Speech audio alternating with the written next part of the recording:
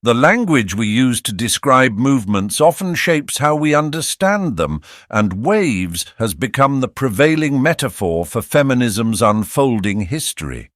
But why speak of waves, and what do they convey? Imagine the ocean.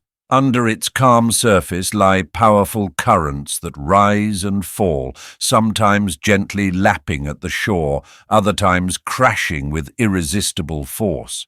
Each crest represents a period of intensified activity, marking a collective surge in energy, ideas, and action. When historians and activists borrowed this metaphor in the mid-20th century, they sought to chart feminism's major periods of visibility and achievement. The first wave, emerging in the late 18th and 19th centuries, focused on legal rights. The second, from the 1960s to the 1980s, broadened demands to social and cultural equality. The third in the 1990s and early 2000s emphasized diversity and reclaiming identity, and the fourth, beginning around 2012, rides a digital tide of intersectionality and anti-harassment activism. Calling them waves reminds us that these surges are part of a continuous sea with quieter interwaves that incubate new ideas beneath the surface. To navigate this ocean, we'll need some shared vocabulary. Feminism, at its core, is the belief that all genders deserve equal rights, opportunities, and respect. It's not a monolith, but a family of theories and practices aimed at dismantling patriarchy, the social system in which men hold primary power. Gender equality refers to the full and equal participation of all genders in every sphere of life, from political representation to personal autonomy. Over time, activists recognized that gender does not operate in isolation. Women experience discrimination differently based on race, class, sexuality, ability, and other factors. This insight gave rise to intersectionality, a term coined by scholar Kimberly Crenshaw in 1989, which highlights how multiple forms of oppression intersect and compound one another. Our journey begins with the earliest feminist wave, the struggle for legal identity and suffrage. We'll trace how Mary Wollstonecraft, writing A Vindication of the Rights of Woman in 1792, first argued for women's rationality and education. We'll walk through the 1848 Seneca Falls Convention, where Elizabeth Cady Stanton and Lucretia Mott drafted the Declaration of Sentiments, demanding the vote alongside property and divorce rights. We'll witness Sojourner Truth's rousing "Ain't I a Woman" speech and Susan B. Anthony's tireless campaigning across the United States. That wave crested in 1920 with the ratification of the 19th Amendment in America, while other nations, New Zealand, Finland, the United Kingdom, granted women suffrage on their own schedules. But the first wave was far from perfect. It was often led by white middle-class women and excluded the needs and voices of women of color and working-class women. Between waves, feminism did not vanish. The interwave period after 1920 was marked by changing social roles, wartime labor shifts, and evolving cultural expectations. During World War II, women stepped into factories, epitomized by Rosie the Riveter, only to be nudged back into domesticity afterward. In 1949, Simone de Beauvoir's The Second Sex laid intellectual foundations for the next surge. These quieter decades planted seeds that would sprout in the second wave. The second wave, from the 1960s through the 1980s, broadened the agenda. Betty Friedan's The Feminine Mystique, 1963, gave voice to suburban women's discontent. Activists demanded workplace fairness, reproductive autonomy, and an end to gendered double standards. The slogan, "The personal is political," captured how everyday experiences, housework, child-rearing, sexual norms, were shaped by broader power structures. Women's consciousness-raising groups sprang up. The National Organization for Women, now formed in 1966, and legislative landmarks followed. Title IX in 1972 opened educational doors, and Roe v. Wade in 1973 enshrined abortion rights. Yet as the second wave roared, a chorus of critiques emerged from within. Black feminists, Latina feminists, indigenous feminists, and lesbian feminists challenged the movement's blind spots. Texts like "This Bridge Called My Back" and the Combahee River Collective Statement laid bare the interlocking oppressions of race, class, gender, and sexuality. Their voices introduced intersectionality as a practice, demanding that feminism serve all women. In the 1990s, a third wave rose on the foundation of earlier achievements and criticisms. Rebecca Walker, daughter of Alice Walker, called for a feminism that embraced complexity and difference. Pop culture phenomenons, riot grrrl music, Buffy the Vampire Slayer, feminist zines celebrated reclamation of femininity and self-expression. Lawyers took on sexual harassment in the wake of Anita Hill's 1991 testimony. Thinkers like Judith Butler and Naomi Wolf interrogated identity and beauty norms. Third-wave feminism welcomed multiple feminisms, acknowledging that there is no single feminist experience. Simultaneously, transnational feminisms highlighted that the Western narrative did not map neatly onto struggles in the global South. Activists from Latin America to South Asia built movements around issues like reproductive justice, caste and class violence, and indigenous sovereignty.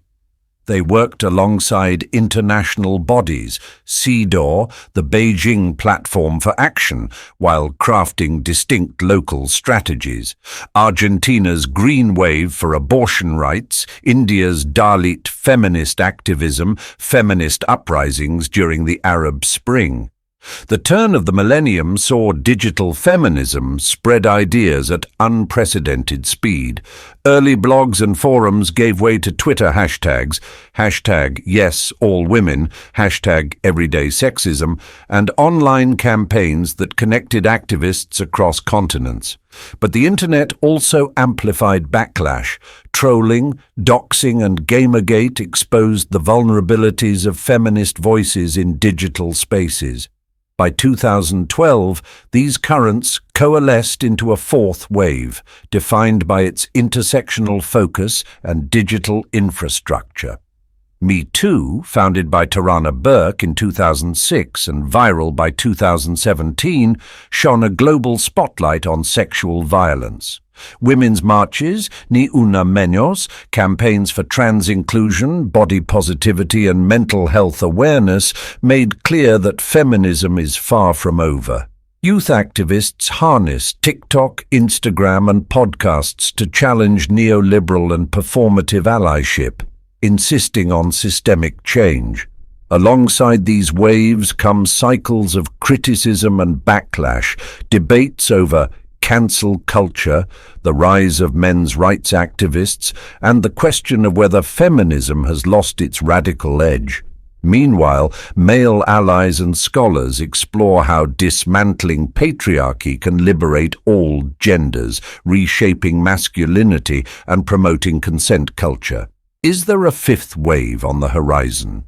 Some say we're moving into a post-wave era, grappling with climate justice, AI ethics, reproductive technology, and decolonial perspectives. Indigenous, spiritual, and ecological approaches promise new horizons for feminist thought. Through all these tides, certain values endure: the belief in human dignity, autonomy, solidarity, and the conviction that equality is not a finite destination, but an ongoing journey. Feminism, like the ocean, is never still. Its waves rise and recede, but the currents run deep, carrying forward the hopes and struggles of each generation. Softly now, we let this introduction rest.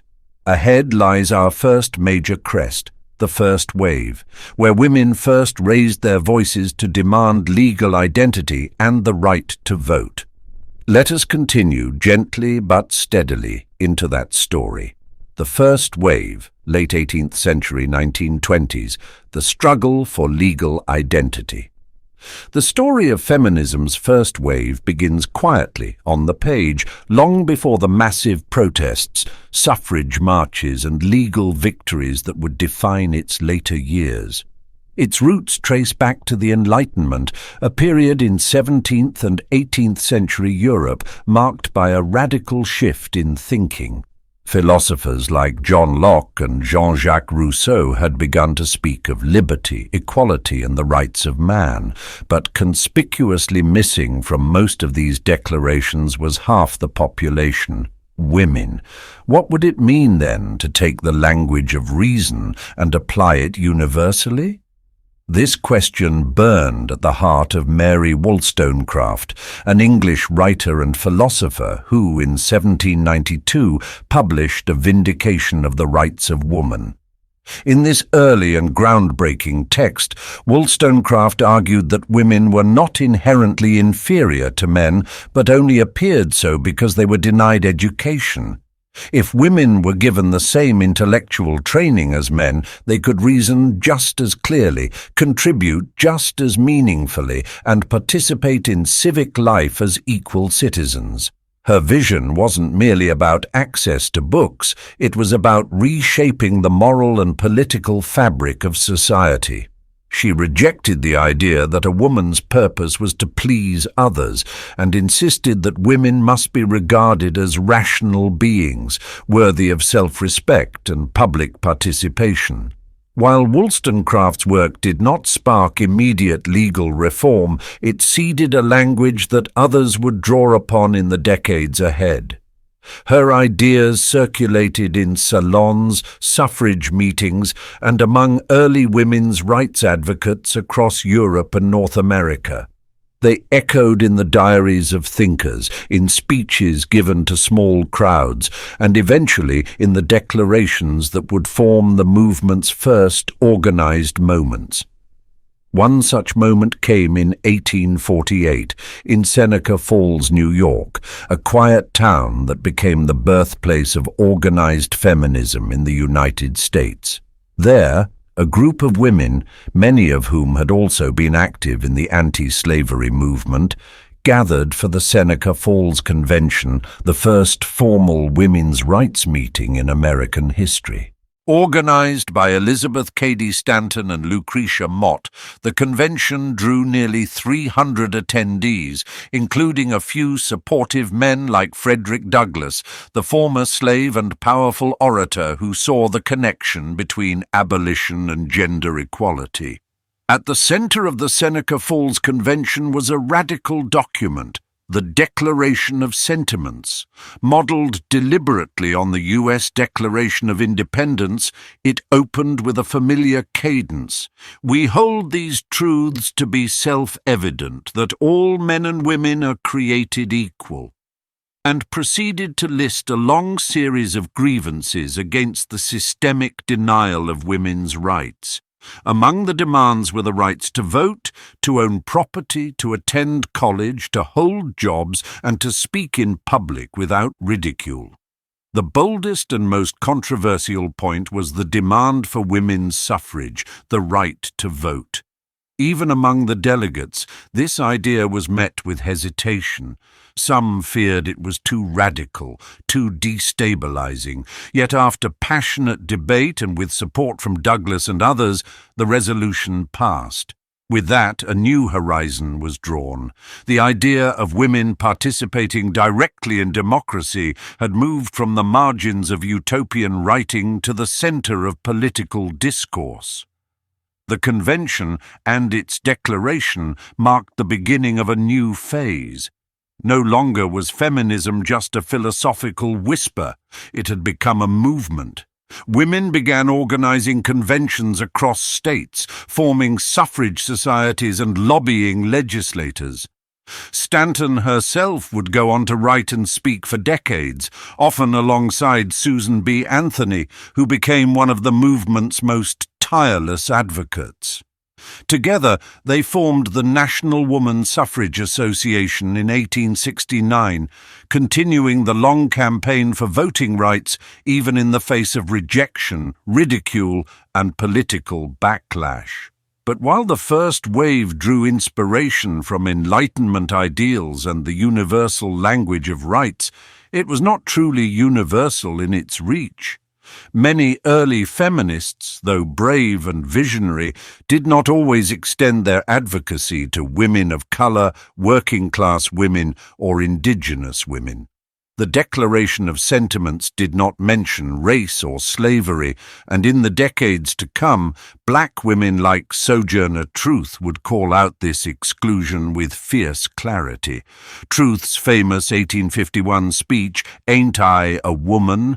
directly challenged white feminists to reconcile their claims of equality with their silence on racial injustice. As we rest for a moment here, it's worth reflecting the first wave was not a perfect wave. It did not lift all boats equally, but it laid a foundation of ideas, reason, autonomy, participation that would ripple forward through the centuries. The courage of women like Wollstonecraft, Stanton, and Mott created a language for liberation that others would expand, challenge, and deepen. And now, as we step quietly into the next part of this long journey, we'll see what happened after that first crest of feminist activism began to calm. The wave did not end. It only paused, gathering strength beneath the surface. The years that followed, often misunderstood as dormant, were anything but. At the heart of the first wave of feminism stood the voices of women who dared to challenge centuries of silence. They were thinkers, organizers, speakers, and writers, many without the right to vote or own property themselves.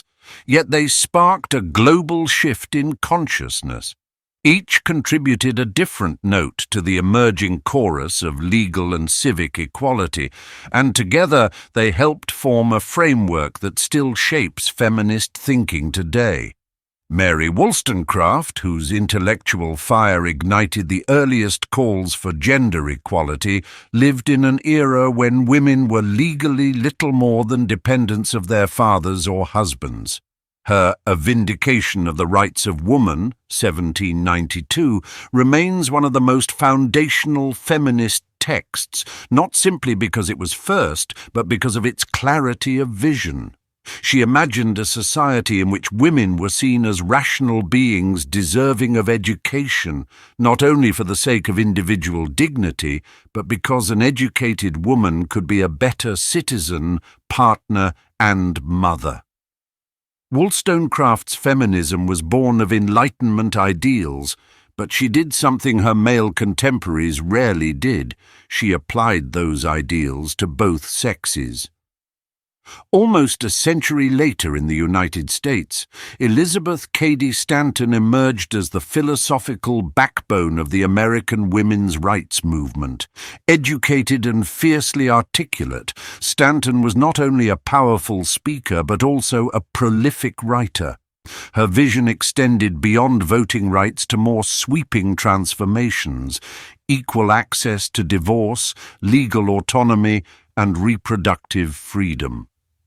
It was Stanton who authored the Declaration of Sentiments at the Seneca Falls Convention in 1848, cleverly mirroring the language of the U.S. Declaration of Independence to expose its exclusion of women.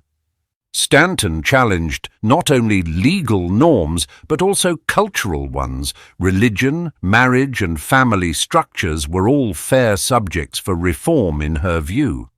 Working closely with Stanton was Susan B. Anthony, who took the ideas written at Seneca Falls and turned them into a nationwide campaign. While Stanton often stayed home to write and raise her family, Anthony travelled relentlessly, giving speeches, organising petitions and rallying support. Where Stanton provided theory, Anthony embodied practice. Together, they were a formidable team. Anthony's work led to the creation of national suffrage organizations, including the National Woman Suffrage Association, and her name would eventually become synonymous with the suffrage movement itself. Her lifelong dedication was honored when, in 1920, the 19th Amendment granting women the right to vote was nicknamed the Susan B. Anthony Amendment. Yet no honest account of first-wave feminism is complete without Sojourner Truth, a formerly enslaved woman whose voice reminded white feminists that the struggle for equality must include all women, regardless of race or class. Truth's speech at the 1851 Women's Convention in Akron, Ohio, commonly known as "Ain't I a Woman," cut through the assumptions of the time with remarkable clarity. She pointed out that women of color were already laboring, already raising families, already enduring violence and hardship, and yet were still denied basic recognition as women by both society and the burgeoning feminist movement. Truth's call was not just for inclusion, it was for justice across race and class lines. Her presence challenged the narrow scope of many early feminist efforts, urging a broader understanding of what equality could and should mean. These figures united around a core set of demands that, in their time, were considered radical. Chief among them was the right to vote, seen as the most powerful symbol of full citizenship. Without it, women remained subject to laws in which they had no say, to governments that didn't represent them. The suffrage movement became the public face of the first wave, mobilizing marches, rallies, and even acts of civil disobedience in countries like the United States, the United Kingdom, and New Zealand, where women first won the vote nationally in 1893. Alongside suffrage, property rights were also essential. In most 19th century societies, women lost control of their property upon marriage. Their wages, their inheritance, and even their clothing legally belonged to their husbands. Early feminists fought for laws allowing married women to retain control of their income and possessions. The fight was not only legal, but symbolic. Property represented autonomy, a person's ability to live independently and contribute meaningfully to society. Finally, access to education became a cornerstone demand. The denial of formal learning kept women economically dependent, politically naive, as critics claimed, and socially isolated. Activists argued that education was not just a privilege for the elite, but a right for all. Over time, new schools and colleges for women were founded, and the idea of a woman studying science, literature, or law gradually became less controversial. Education opened doors to professions, publications, and platforms, tools that would sustain the feminist movement for generations. In sum, these four women, Wollstonecraft, Stanton, Anthony, and Truth, stood at different intersections of race, class, geography, and ideology, but together they helped shape the first wave's goals and legacy. Their struggles illuminated the vast gap between democratic ideals and gender realities, and their work laid the foundation for legal and political equality movements around the world. As we now prepare to move forward, we do so with the understanding that the first wave was not a completed project, but a profound beginning. The vote would eventually be won, property laws changed, and schools opened, but deeper social patterns remained. And in the decades to come, those undercurrents would give rise to the next great wave. By the early 20th century, after nearly a century of activism, protest, writing and organizing, the first wave of feminism achieved several momentous victories. Among the most symbolic and celebrated was the ratification of the 19th Amendment to the United States Constitution in 1920. After decades of speeches, petitions, hunger strikes and civil disobedience, American women, at least many of them, were finally granted the legal right to vote. The 19th Amendment was the culmination of efforts by countless women who had worked within suffrage organizations, such as the National American Woman Suffrage Association, led at the time by Carrie Chapman Catt, and more radical wings like Alice Paul's National Woman's Party, which borrowed tactics from British suffragettes. These activists lobbied Congress, organized massive parades, and even endured prison sentences. The 19th Amendment was deceptively simple in its language. The right of citizens of the United States to vote shall not be denied or abridged on account of sex, yet it marked a tectonic shift in American democracy. However, the United States was not the first country to extend suffrage to women. In fact, New Zealand holds the distinction of being the first self-governing nation to grant women the right to vote in 1893. The movement there, led in part by Kate Shepherd, emphasized the idea that women's moral influence was essential to improving public life. It was a striking example of how suffrage campaigns, though often sparked by shared ideals, adapted to unique political and cultural environments around the world. In the United Kingdom, the road to suffrage was more dramatic and violent. The movement there split between the moderate National Union of Women's Suffrage Societies, led by Millicent Fawcett, and the militant Women's Social and Political Union, founded by Emmeline Pankhurst. British suffragettes smashed windows, chained themselves to railings, disrupted Parliament, and endured force-feeding during hunger strikes. After years of struggle, and interrupted by the First World War, British women over the age of 30 who met minimum property requirements gained the right to vote in 1918. A decade later, in 1928, suffrage was finally extended to all women over 21, achieving electoral equality with men. Finland was another notable leader in the global suffrage movement. In 1906, while still under Russian rule, Finnish women became the first in Europe to win not only the right to vote, but also the right to run for office. In the very next year, 19 women were elected to the Finnish parliament, a stunning moment in the history of democratic representation. These milestones demonstrated the growing momentum of the feminist cause. Legal reforms were beginning to catch up with the philosophical ideals set forth by Wollstonecraft and others. Voting, which had once seemed a distant dream for many women, was becoming a legal reality across a widening range of countries. Yet while these victories were monumental, they were also incomplete. The first wave's achievements were marked by a significant limitation: race and class exclusion. In the United States, although the 19th Amendment technically enfranchised all women, black women, indigenous women, Asian American women, and other marginalized groups often faced racist voter suppression tactics such as literacy tests, poll taxes, intimidation, and outright violence.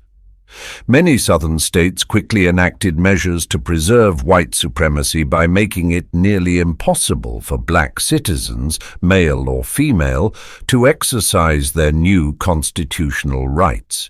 This would remain the case until the Voting Rights Act of 1965, decades later. Moreover, many of the movement's leaders, though visionaries in their own right, came from middle and upper-class backgrounds. The concerns of working-class women, immigrant women, and women outside the dominant cultural mainstream were often overlooked or sidelined. Suffrage discourse was frequently framed in terms of women's moral duty or their fitness to participate in civic life, rather than in universal principles of justice. Some prominent figures even made racist arguments to convince lawmakers to support suffrage, arguing that educated white women's votes could counterbalance those of immigrant men or freed black citizens. This elite-led framing meant that while some doors were opening, others remained tightly shut. The early feminist movement had not yet developed the tools or language to fully address intersectional issues, how race, class, and gender compounded one another. Voices like Sojourner Truth's had already highlighted these blind spots, but the first wave as a whole largely failed to center or adequately respond to these critiques. Additionally, many suffrage movements across the globe prioritized electoral access over broader structural reforms. Though voting was essential, other inequalities, such as economic dependence, limited educational access, and patriarchal family laws, remained largely intact.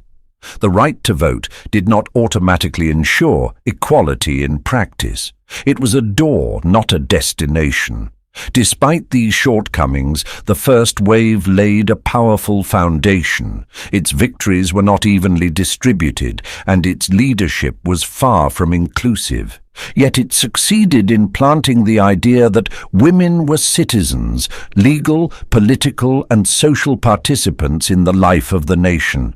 And that idea would take root in deeper and more complex ways as the next waves of feminism unfolded. The story, far from over, was just beginning to stretch toward wider horizons. The Interwave Period, 1920s to 1960s, dormancy and seeds of change. To the casual observer, the period between the triumphs of the first wave and the emergence of the second might appear as a lull in feminist history. A time when activism waned and women quietly returned to the private sphere. But this perception of dormancy is a misconception. Feminism did not disappear in the decades between the 1920s and the 1960s. Rather, it evolved quietly, adapting to new cultural landscapes, gathering strength in unexpected corners, and sowing the intellectual and political seeds that would blossom in the second wave. After the monumental victories of suffrage, many feminist organizations either dissolved or shifted focus to broader civic issues. The suffragist energy that had once fueled rallies and campaigns for the vote needed to find new expression. In the United States, groups like the League of Women Voters, established in 1920, worked to educate women about political participation, though their efforts were often reformist rather than radical. Meanwhile, working-class women continued to fight for better wages, labor rights, and union representation, especially during the Great Depression, when economic survival took precedence over ideology. The cultural backdrop of the 1920s, often celebrated as the Jazz Age, introduced a new archetype of liberated femininity, the flapper. She smoked, drank, cut her hair short, and danced to syncopated rhythms in defiance of Victorian constraints. While this image of youthful rebellion signaled changing gender norms, it was also confined to certain social classes and urban contexts.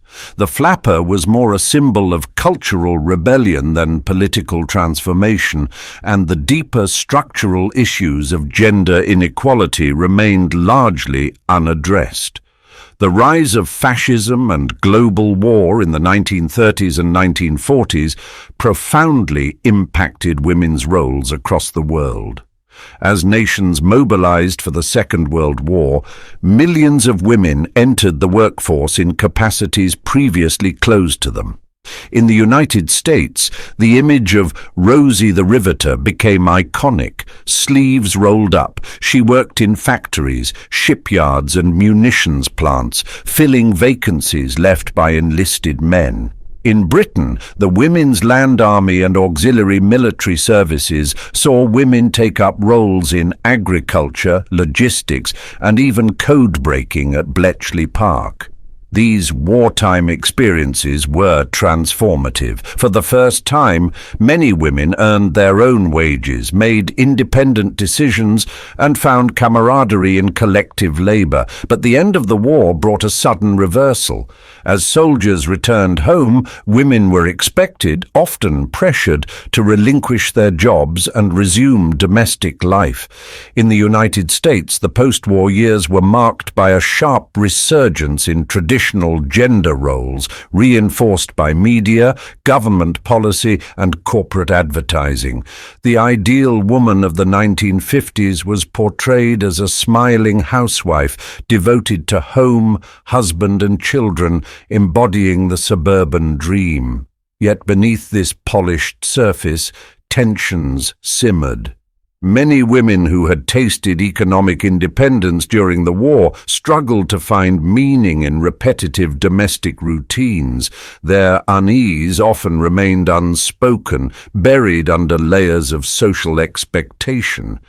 But it was there, forming the psychological terrain that would later be explored and named in the 1960s. Meanwhile, outside the West, feminism was taking on different, equally significant forms. In India, the struggle for independence from British colonial rule saw women like Sarojini Naidu and Aruna Asaf Ali take leadership roles in civil disobedience campaigns. In China, during the Communist Revolution, Mao Zedong declared that women hold up half the sky, and women were mobilized into labor and party politics, though often still confined by patriarchal traditions.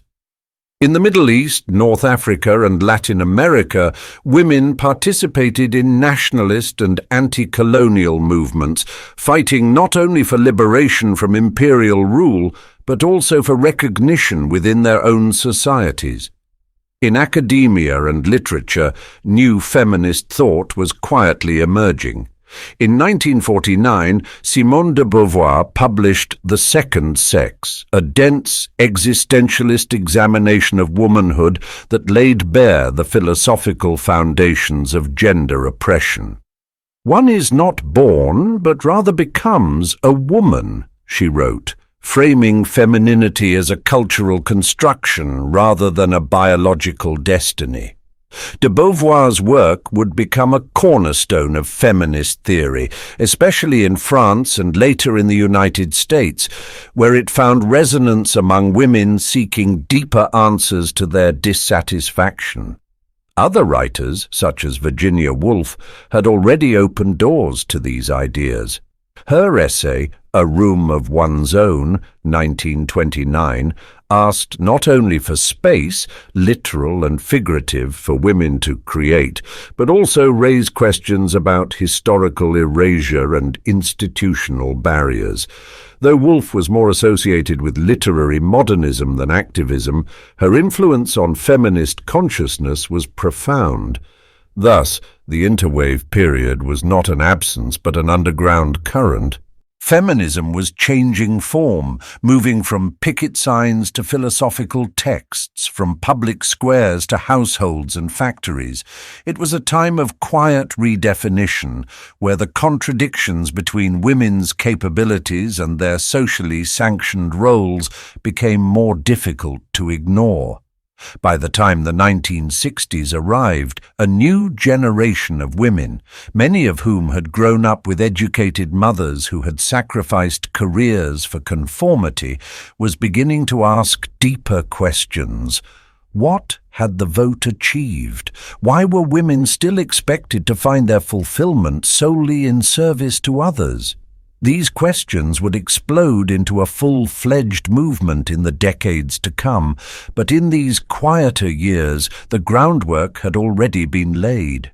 During the Second World War, a striking new symbol emerged in American popular culture, a muscular woman in overalls, flexing her arm beneath a red bandana, captioned boldly, "We can do it!" This was Rosie the Riveter. More than just propaganda, Rosie came to symbolize a temporary transformation in gender roles as millions of women entered the workforce to support the war effort. From 1941 to 1945, women in the United States took on jobs in munitions factories, shipyards, laboratories, and clerical offices. It was a period in which conventional gender boundaries blurred out of necessity, and for many women, this was their first experience of financial independence, professional skill, and personal autonomy. This pattern echoed in other parts of the world as well. In the United Kingdom, the Women's Land Army filled vital agricultural roles. In the Soviet Union, women not only worked in factories, but also served on the front lines as snipers, pilots, medics, and partisans. The war disrupted old norms. It forced societies to reimagine what women could do, not just in the abstract, but in practice under intense national pressure. But once the war ended, so too did the tolerance for this shift in gender dynamics. In the United States and elsewhere, governments and industries actively encouraged women to return to domestic life, making room for returning male veterans and restoring the ideal of the nuclear family. Through magazines, advertisements, educational programs, and policy incentives, women were subtly, and sometimes not so subtly, pushed out of the workforce and back into kitchens and nurseries. This was the beginning of what scholars would later describe as the domestic containment era of the 1950s. The home became a symbol of national stability and moral superiority, especially during the Cold War. In suburban developments like Levittown, the ideal woman was envisioned as a cheerful homemaker, elegantly dressed, managing a spotless house and raising children with patience and grace. While many women found satisfaction in family life, others felt a creeping sense of discontent, one that rarely had public validation or language to describe it. This dissonance was amplified by the media. The explosion of television ownership in the post-war years brought a steady stream of sitcoms, commercials, and lifestyle programming that reinforced narrow gender roles. Shows like Father Knows Best and Leave It to Beaver presented tidy, idealized visions of American life, with mothers whose primary roles were cooking, cleaning, and nurturing. Advertisements for appliances, beauty products, and kitchen goods not only sold objects, but sold identities, projecting an image of feminine fulfillment tied directly to consumption and domestic performance. Meanwhile, women were often portrayed in print media as anxious, neurotic, or unfulfilled if they failed to marry or have children by a certain age. Female ambition outside the home was frequently ridiculed or pathologized.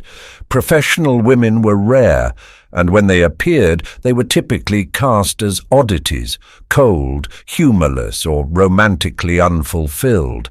This limited script for womanhood, repeated endlessly through pop culture, created what we might now call ambient pressure.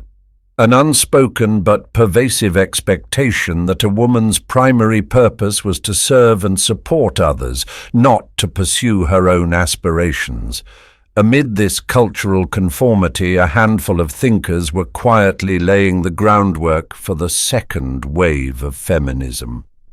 Perhaps the most influential was Simone de Beauvoir, a French intellectual whose 1949 book The Second Sex would later be hailed as a feminist classic. Drawing on existential philosophy, history, biology, psychoanalysis, and literature, de Beauvoir presented a sweeping analysis of womanhood, not as a fixed natural identity, but as something socially constructed. Her famous declaration, "One is not born, but rather becomes a woman," challenged centuries of assumptions. De Beauvoir argued that women had been defined not as autonomous beings, but as the other, dependent on and defined in opposition to men. She traced how myths, religious narratives, scientific theories, and literary tropes had all worked to reinforce this status, limiting women's ability to shape their own destinies. Crucially, de Beauvoir did not simply catalogue the injustices women faced. She exposed the systems of thought and power that made them seem normal or even natural. Though originally published in French, The Second Sex resonated internationally. It was translated into English in 1953, though not without controversy. Certain sections were censored or softened, and the original philosophical sharpness was somewhat dulled in early editions. Nonetheless, the book became a touchstone for future feminists, providing both a critical vocabulary and a philosophical foundation for interrogating gender roles. What de Beauvoir offered was more than critique. She offered recognition, a framework for understanding that the frustrations so many women felt were not personal failings, but social conditions. Her work would directly inspire Betty Friedan, who would later publish The Feminine Mystique in 1963, often credited with igniting the second wave in the US. Thus, by the close of the 1950s, the stage was quietly being set. Women had entered the workforce in wartime only to be pushed out. They had lived under intense domestic expectations, only to find themselves unfulfilled. The media offered fantasies, but not solutions. And in the background, thinkers like de Beauvoir were offering new ways to name and challenge these contradictions. The second wave was not a spontaneous eruption. It was the culmination of lived dissonance, quiet rebellion, and careful thought. And it was about to change the world. The second wave, 1960s to 1980s, equality, liberation, and the personal as political. The 1960s marked a turning point in the feminist movement, a time when simmering frustrations, philosophical critiques, and quiet discontents erupted into a mass mobilization that came to be known as the second wave of feminism. While the first wave had focused predominantly on legal recognition, particularly suffrage, the second wave would delve into the deeper, more entrenched inequalities that defined everyday life. And the book that helped ignite it all was Betty Friedan's The Feminine Mystique. Published in 1963, The Feminine Mystique offered a name for a shared but often unspoken dissatisfaction among middle-class housewives. Friedan had been a journalist and mother who, after surveying her former classmates, discovered a recurring theme. Despite having homes, children, and the so-called perfect suburban life, many women felt empty, without purpose, without fulfillment, and without recognition beyond the roles they had been assigned. Friedan called this sense of aching discontent the problem that has no name. Her framing struck a chord with women across America and beyond. The book didn't just articulate a feeling, it challenged the cultural consensus that a woman's highest aspiration should be domestic perfection. It asked why women weren't being encouraged to pursue careers, education, or self-actualization. Friedan pointed out that the world of media, advertising, and even education worked in tandem to stifle women's ambitions beyond the home. In doing so, she laid bare the gap between opportunity and expectation, and more importantly, she refused to accept that this gap was natural or inevitable.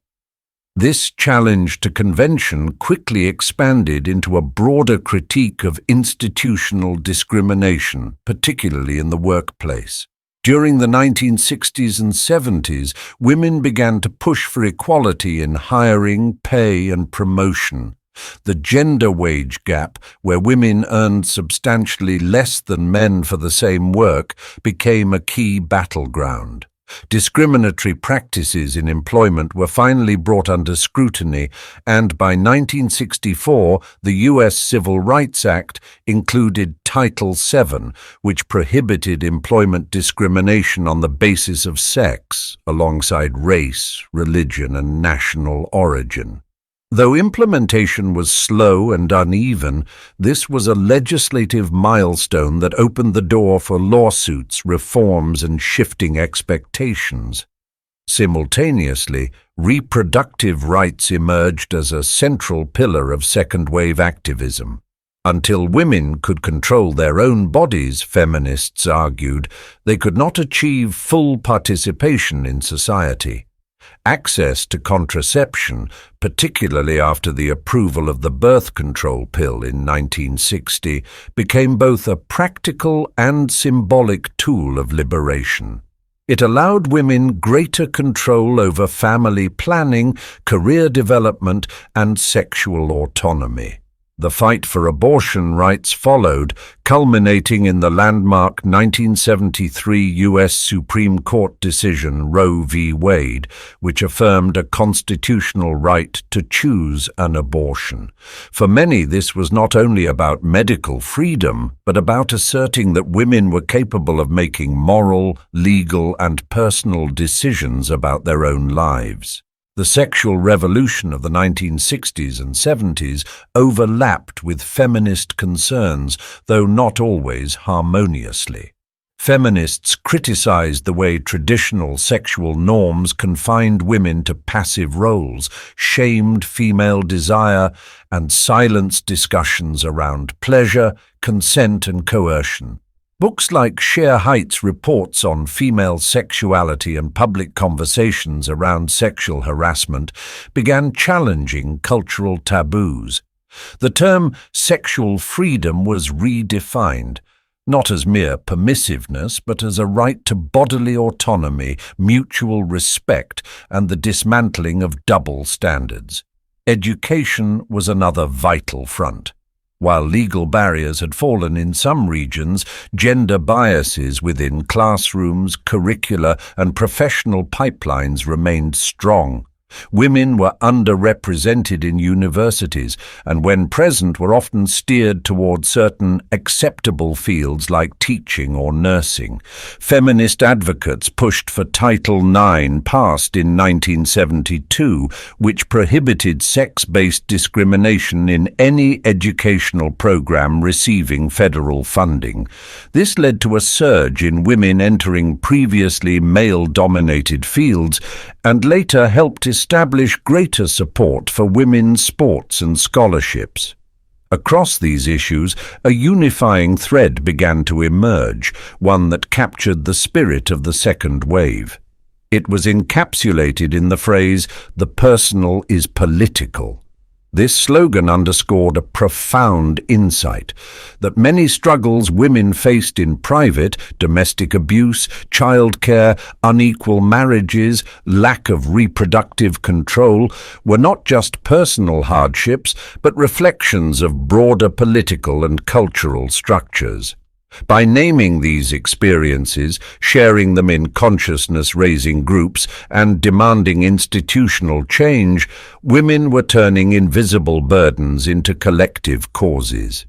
This chapter of feminism did not unfold without critique or internal tension. Many of the early leaders, like Friedan, focused primarily on the experiences of white, middle-class, heterosexual women, often failing to account for differences in race, class, or sexuality.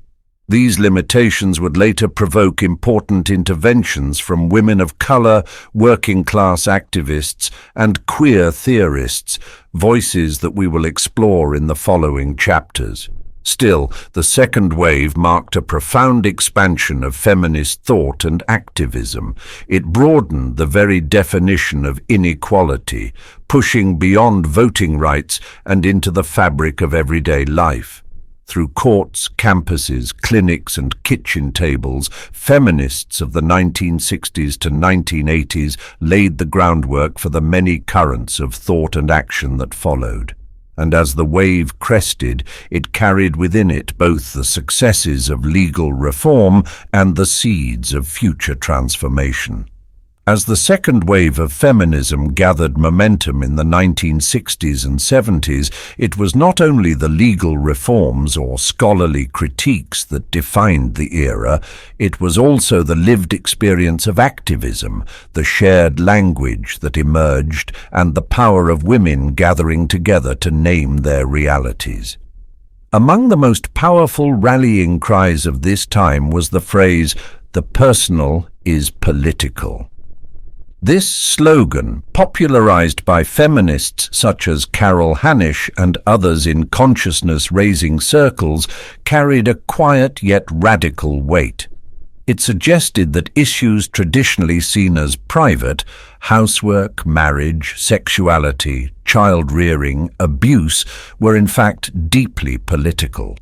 These were not isolated struggles, but collective conditions shaped by social expectations, legal frameworks, and cultural norms. To say the personal is political was to demand that women's interior lives be taken seriously as sites of resistance and reform. It was a move away from the belief that politics only happened in parliaments and protest marches. It was also happening in bedrooms, kitchens, and workplaces. Consciousness-raising groups became a central method through which women explored this new terrain. These informal gatherings, sometimes held in living rooms, sometimes on college campuses, were spaces where women could share their experiences, listen to one another, and begin to articulate patterns of systemic inequality.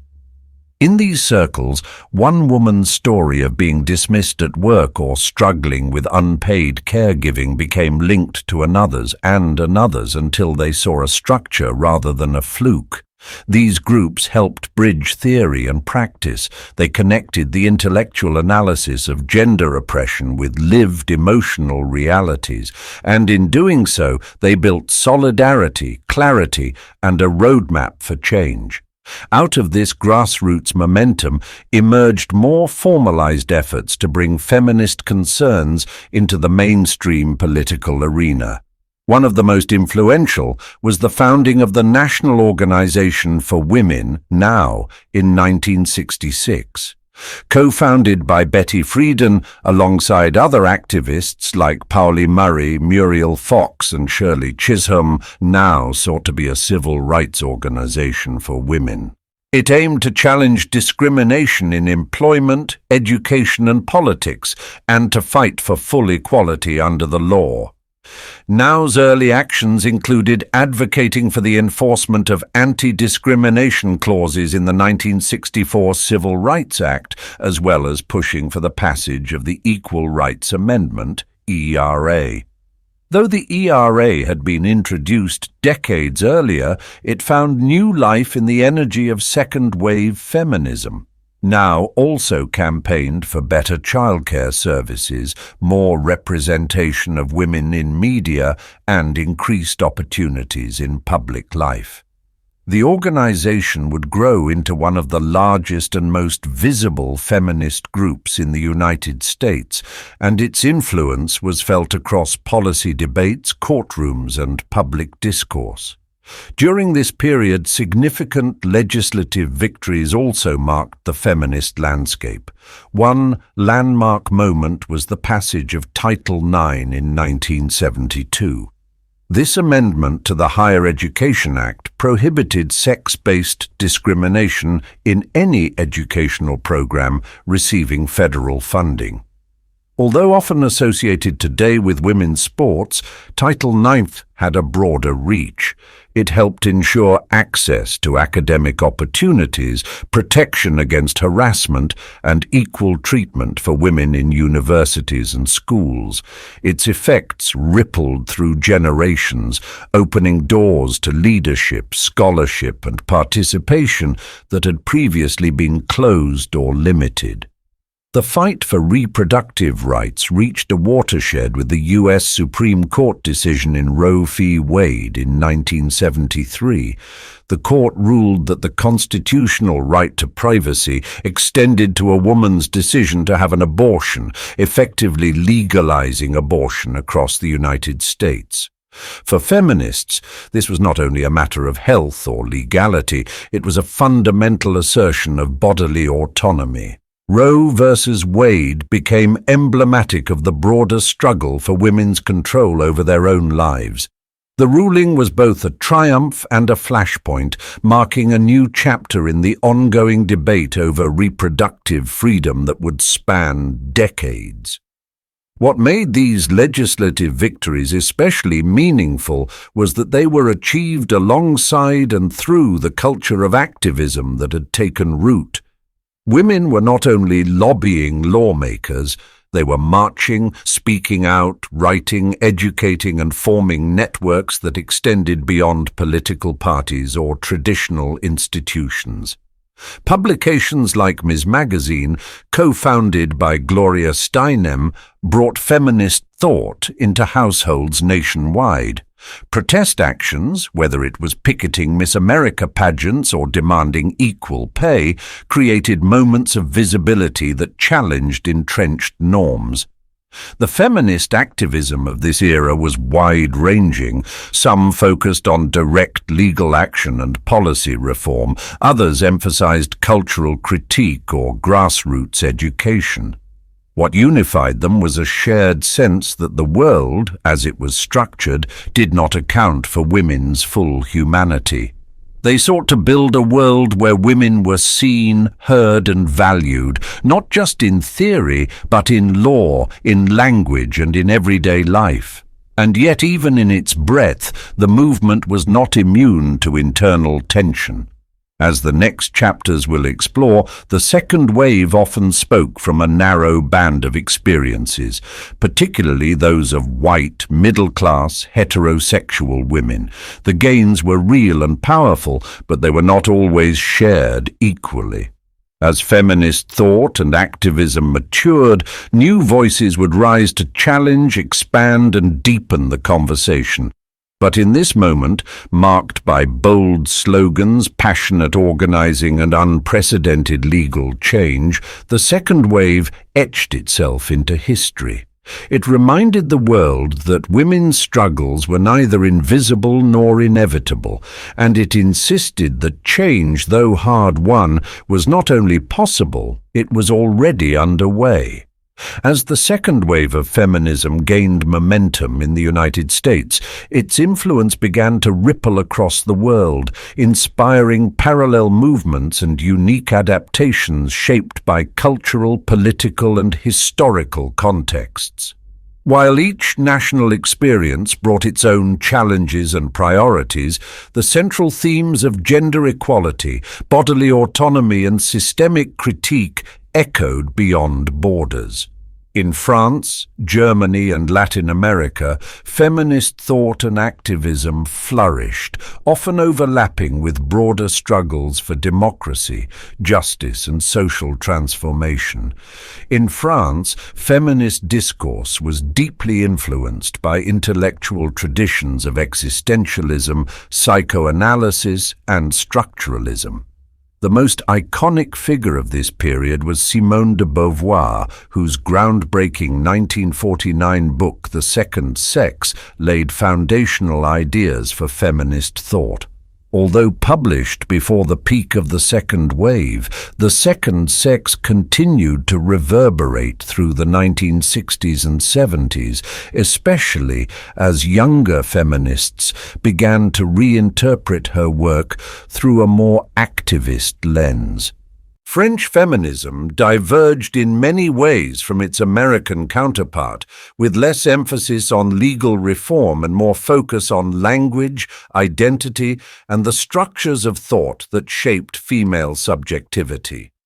Feminist groups in France, such as Mouvement de Libération des Femmes, MLF, emerged in the late 1960s, galvanized by the events of May 1968, when students and workers protested against capitalism and traditional authority.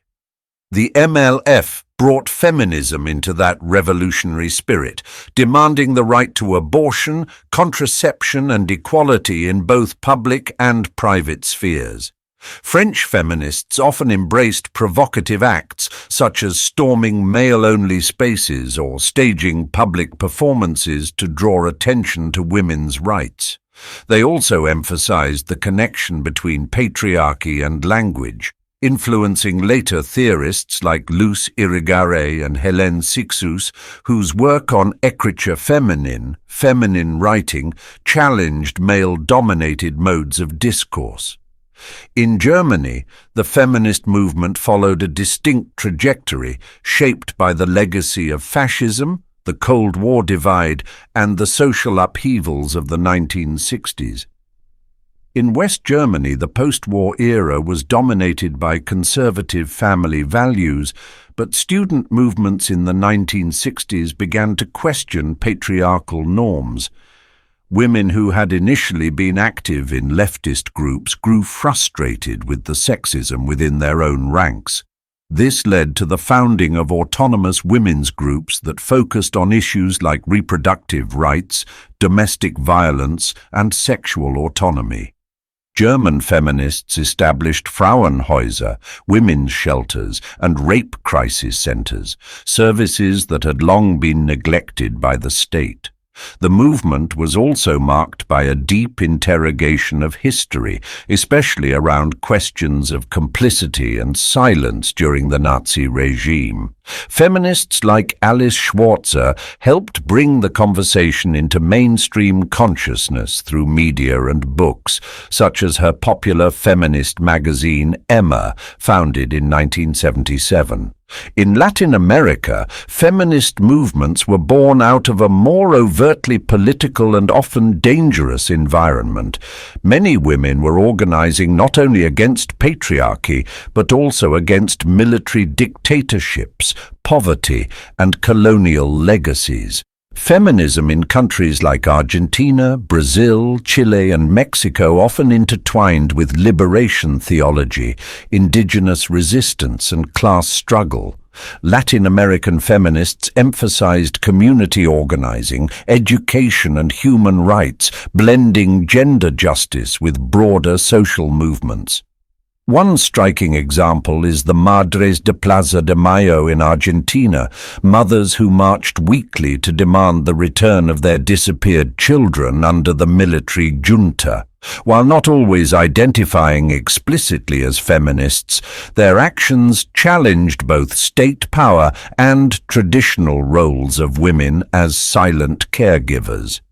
In time, more radical feminist collectives would emerge across the continent, advocating for reproductive rights, labor protections, and an end to gender-based violence. Feminist thought during this period was not without internal tensions.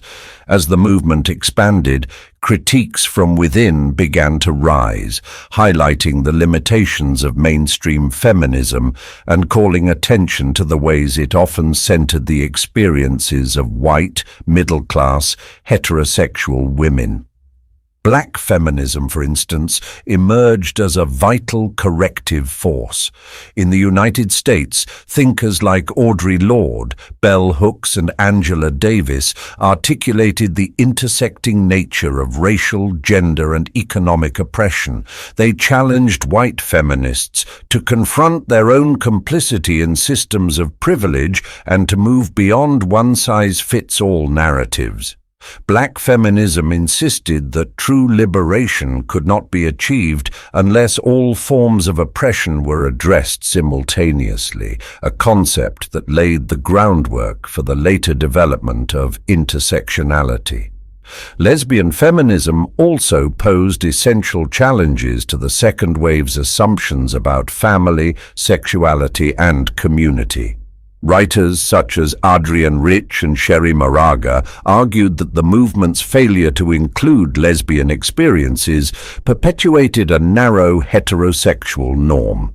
Lesbian feminists demanded not only acceptance but full integration of queer identities into the feminist agenda.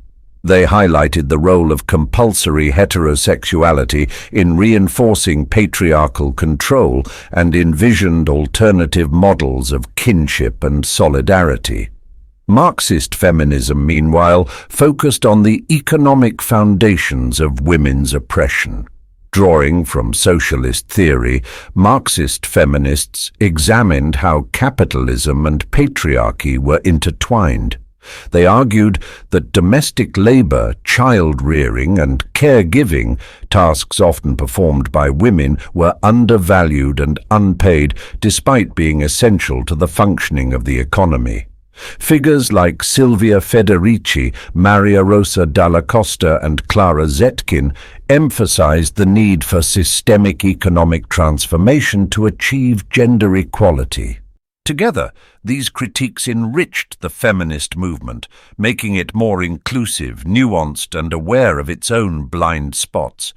While disagreements sometimes led to fragmentation, they also spurred deeper thinking and a more expansive vision of what liberation could mean.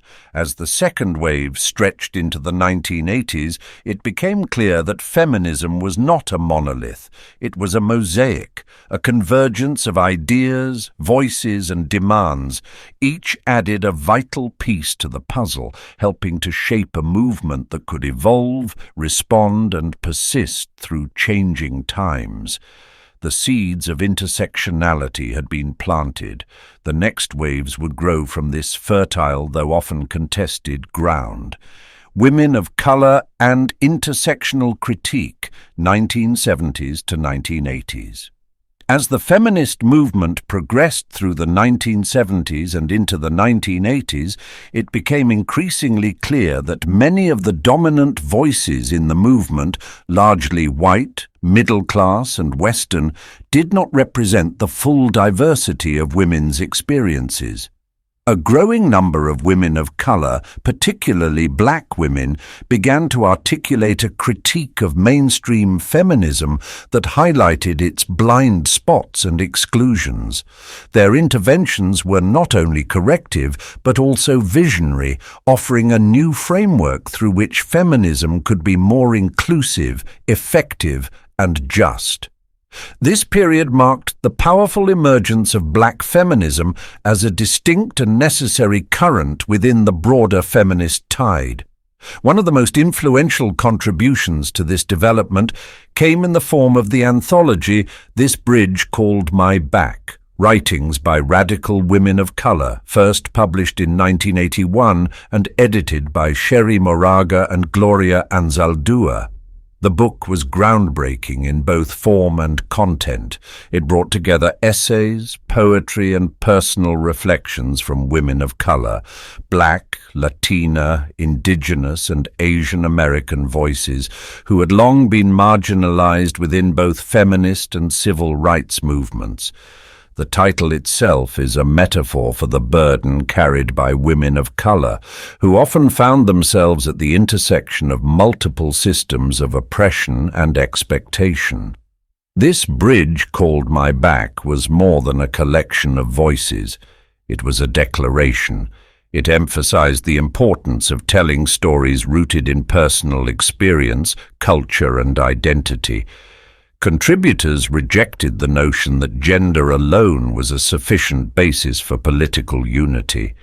They insisted that race, class, sexuality, and cultural heritage must also be considered, and not as add-ons but as integral to understanding the full complexity of oppression and resistance. The book became a touchstone for generations of feminists and laid the foundation for what would later be formalized as intersectionality.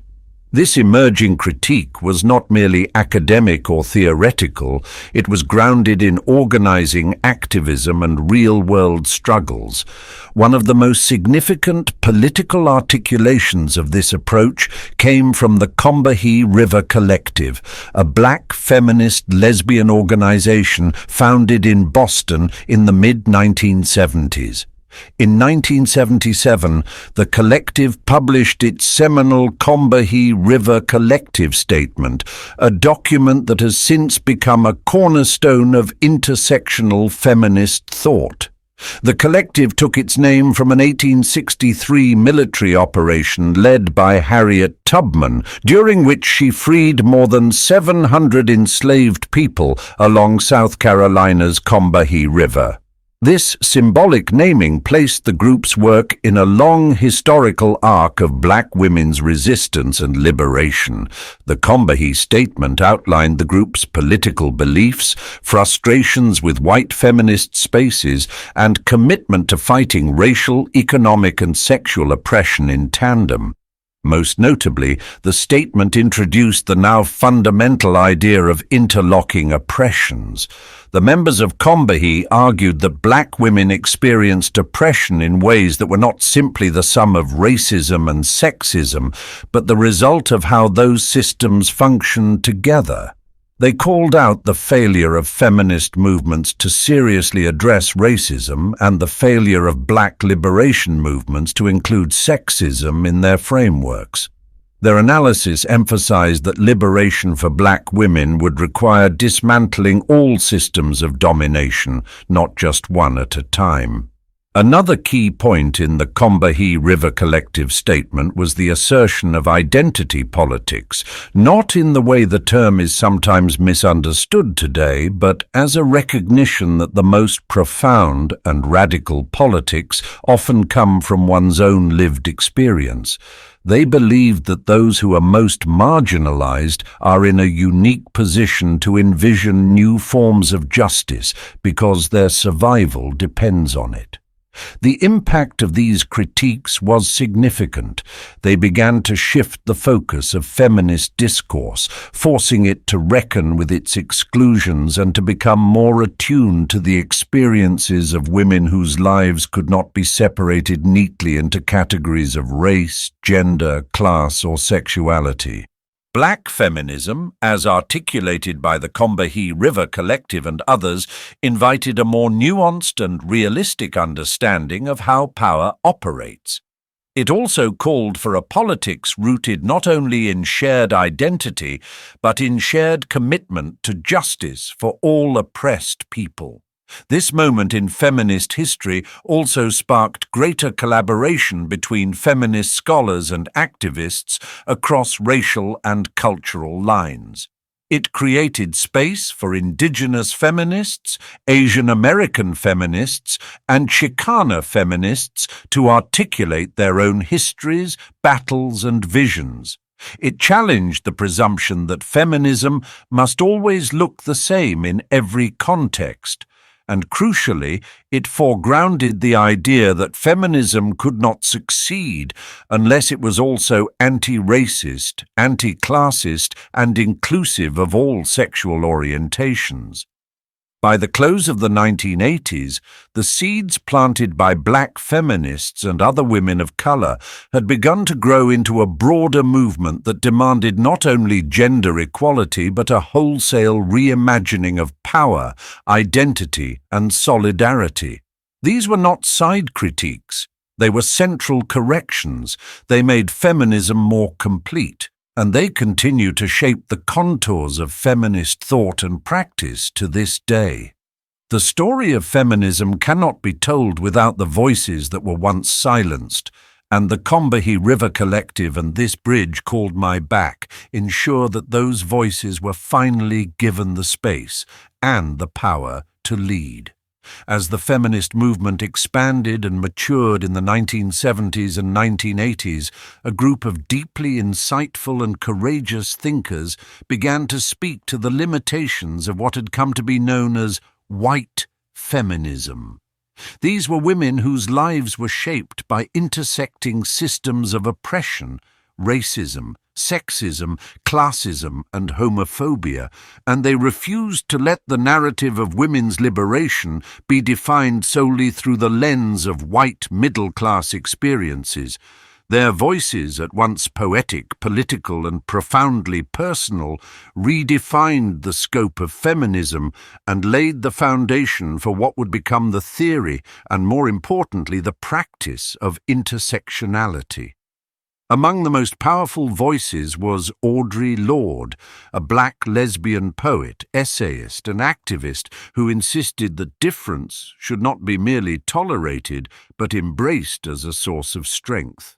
In her writing, particularly essays such as "The Master's Tools Will Never Dismantle the Master's House," Lorde challenged the idea that liberation could be achieved through the structures that created oppression in the first place. She called out feminist spaces for sidelining women of color and for failing to address issues of sexuality, class, and colonialism. Lorde argued that when feminism ignored these differences, it reproduced the very power imbalances it claimed to resist. "There is no such thing as a single-issue struggle," she famously wrote, "because we do not live single-issue lives." Bell Hooks, another towering figure, brought a similarly bold and transformative critique. A scholar, cultural critic, and activist, Hooks's work was grounded in accessibility. She believed theory should be understandable and usable, not locked in academia. Her seminal book, Ain't I a Woman? Black Women and Feminism, 1981, exposed the ways in which black women had been historically devalued by both white-dominated feminist movements and patriarchal black civil rights movements. She wrote clearly about how white feminists often assumed a universal female experience without accounting for the racialized violence that shaped the lives of women of color. Hooks invited readers to think of feminism not simply as a movement for women, but as a struggle to end all forms of domination, including capitalism, imperialism, and systemic racism. Angela Davis, a political activist, prison abolitionist, and scholar, brought an explicitly Marxist and revolutionary perspective to feminism. Her activism in the Black Panther Party and her academic work, particularly Women, Race, and Class, underscored the material realities faced by poor and working-class women of color. Davis argued that a feminism which did not challenge economic injustice was insufficient. In her analysis, the liberation of women could not be separated from the struggles of laborers, the incarcerated, or those living under imperial domination. Her lifelong commitment to the abolition of prisons is itself a feminist act, grounded in the recognition that systems of punishment disproportionately harm marginalized women and communities. Sherry Moraga, a Chicana writer, activist and co-editor of This Bridge Called My Back, brought attention to the unique experiences of Latina and indigenous women. Her writing explored the complexities of living at the crossroads of race, culture, and sexuality. Moraga's perspective highlighted the cultural and linguistic erasures that occurred when feminism failed to make space for non-English voices and indigenous knowledge systems. She emphasized that women of color not only suffered from multiple forms of oppression, but also offered unique ways of thinking about resistance, healing, and transformation. Together, these thinkers articulated a powerful critique of white feminism's universality and class blindness. They pushed back against the notion that gender oppression could be understood in isolation from race, class, or sexuality.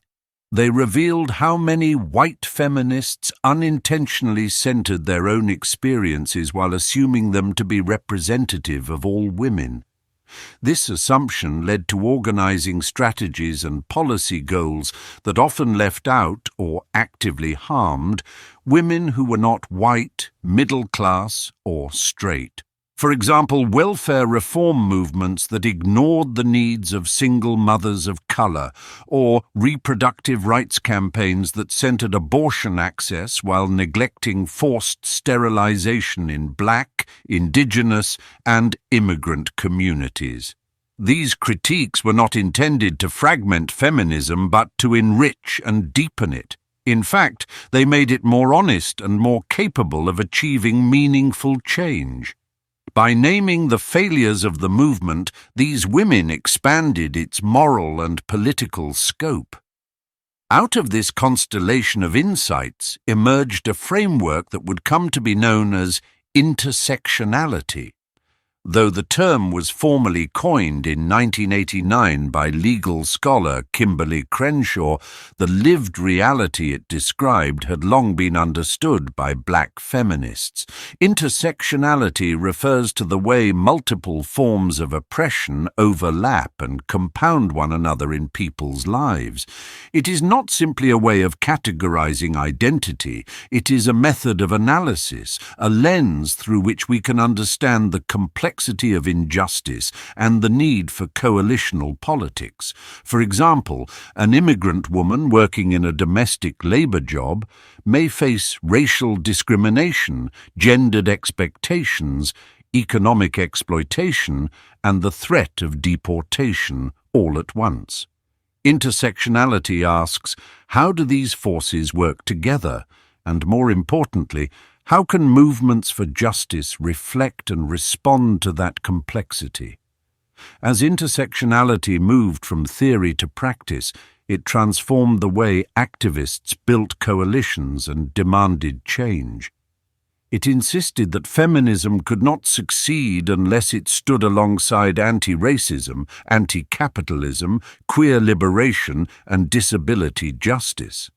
And it reminded us that those most marginalized often hold the most radical and necessary visions of freedom. In amplifying the voices of Lord, Hooks, Davis, Moraga, and many others, feminism became not narrower, but broader, more reflective of the real world, and better equipped to imagine a just future. These women were not critics from the sidelines. They were leaders forging a more inclusive, truthful, and transformative feminism from within. The third wave: identity, difference, and rebellion.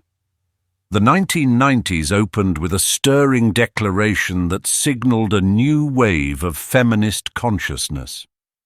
In 1992, Rebecca Walker, daughter of Alice Walker, the acclaimed author of The Color Purple, wrote an essay for Ms. Magazine titled "Becoming the Third Wave." In it, she responded to the U.S. Senate hearings of Clarence Thomas and Anita Hill, and with urgent clarity she declared, "I am not a post-feminist feminist, I am the third wave." With these words, Walker captured the spirit of a generation unwilling to accept the narrative that feminism had achieved its goals or become obsolete. She gave a name to a movement that was already forming, one driven by young women and increasingly people of all genders who were questioning the definitions and boundaries of gender, identity, power, and resistance. Unlike earlier waves that focused on institutional access and legal reform, the third wave was messy, defiant, and intentionally complex. It pushed back against the idea that feminism could or should be one thing. Instead, it embraced contradictions, blurred binaries, and made space for individuality, multiplicity, and change. At its core, the third wave was a rebellion, not only against patriarchy, but also against the perceived limitations of second-wave feminism. This included rejecting its universalizing tendencies, challenging the assumption of a singular woman's experience, and elevating a more expansive view of gender and sexuality. One of the defining features of third-wave feminism was its deep entwinement with pop culture. Far from shunning media as frivolous or corrupting, many third-wave feminists saw popular culture as a terrain for critique, resistance, and even empowerment. From the television screen to music festivals, from photocopied zines to the early internet, feminism began to speak in new, often unorthodox dialects. The riot girl movement emerged in the early 1990s as one of the loudest and most rebellious voices of the third wave. Born in the punk music scenes of Olympia, Washington, and Washington, D.C., Riot Grrrl combined feminist politics with DIY punk aesthetics.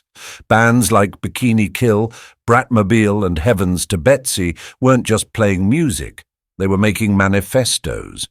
Riot Grrrl zines circulated handmade essays and comics on topics ranging from sexual abuse and mental health to body image and queer identity. These zines, often traded at concerts or mailed between young women, became vital channels for feminist community building outside of traditional institutions. In this same cultural moment, television shows like Buffy the Vampire Slayer brought feminist themes into the mainstream in surprisingly accessible ways. Buffy, a seemingly ordinary teenage girl, fought vampires by night and dealt with friendships and high school by day. Her character was powerful, vulnerable, and morally complex, a departure from the often one-dimensional portrayals of women in earlier media. Though not a radical show by traditional standards, Buffy became a feminist icon for her strength, wit, and refusal to conform to expectations. She was emblematic of the third wave's desire to reclaim and redefine femininity, not by rejecting it, but by infusing it with agency and depth. At the same time, zine culture and cyberfeminism expanded the reach of feminist discourse beyond geographic boundaries. Zines, self-published magazines, became especially important for marginalized voices, including queer and trans communities, people of color, and those excluded from elite academic or publishing circles. These handmade publications offered a platform for sharing deeply personal stories, cultural critiques, poetry, and calls to action. They helped build decentralized horizontal networks of feminist exchange that valued lived experience as much as, or more than, credentialed expertise. Cyberfeminism, a term coined in the mid-1990s, was another boundary-pushing strand of third-wave thought. It emerged alongside the rise of the Internet and digital technology, and it imagined cyberspace as a site of both liberation and surveillance. Some cyberfeminists explored the idea that the Internet could dissolve bodily boundaries and allow for more fluid expressions of gender and identity. Others interrogated how technology itself was shaped by patriarchal and capitalist systems. Artists, theorists, and activists like Sadie Plant and the collective VNS Matrix produced radical works that merged science fiction, feminism, and digital rebellion. Their manifesto, The Clitoris is a Direct Line to the Matrix, captured the playful and confrontational tone of cyberfeminist critique. Third-wave feminism was also marked by a willingness to embrace contradictions and play with identity. It rejected the notion that feminism required a singular aesthetic or lifestyle. In response to critiques that feminists were anti-sex or anti-beauty, some third-wavers reclaimed traditionally feminine symbols, lipstick, high heels, cleavage, and declared that choice itself could be a feminist act. This lipstick feminism didn't shy away from glamour or pop appeal. Instead, it asked whether empowerment could coexist with pleasure, fashion, and self-expression. Still, the third wave was not without its tensions. Critics pointed out that some of its focus on individualism and personal empowerment could drift into consumerism or overlook structural inequality. Yet even these critiques became part of the conversation, further evidence that the third wave was not a monolith, but a dynamic, ongoing dialogue. In sum, the third wave reimagined feminism for a new era, one shaped by global capitalism, the digital revolution, postmodern thought, and increasingly visible LGBTQ+ movements. It questioned the foundations of gender itself and opened space for diverse voices to shape the future of feminist thought. Through music, media, manifestos, and digital threads, the third wave rewrote the feminist script, not to replace what came before, but to remix it for a new generation. As the third wave of feminism unfolded through the 1990s and into the early 2000s, it was marked not just by a rebellion against traditional structures, but by an embrace of contradiction, irony, and fluid identity. Where the second wave had emphasized universal sisterhood and structural critique, the third wave asked, whose sisterhood, what structures, and must feminism always be serious, solemn, and unified? One of the most defining features of this wave was its relationship to femininity itself. For many younger feminists coming of age in this era, it was no longer necessary or even desirable to reject makeup, fashion, or beauty as tools of oppression. Instead, the very act of engaging with those tools became a form of reclamation. This was the ethos of what became known as lipstick feminism. Lipstick feminism did not argue that femininity was inherently empowering, but rather that the choice to engage in traditionally feminine expressions could be. It challenged the earlier idea that rejecting femininity was essential for liberation.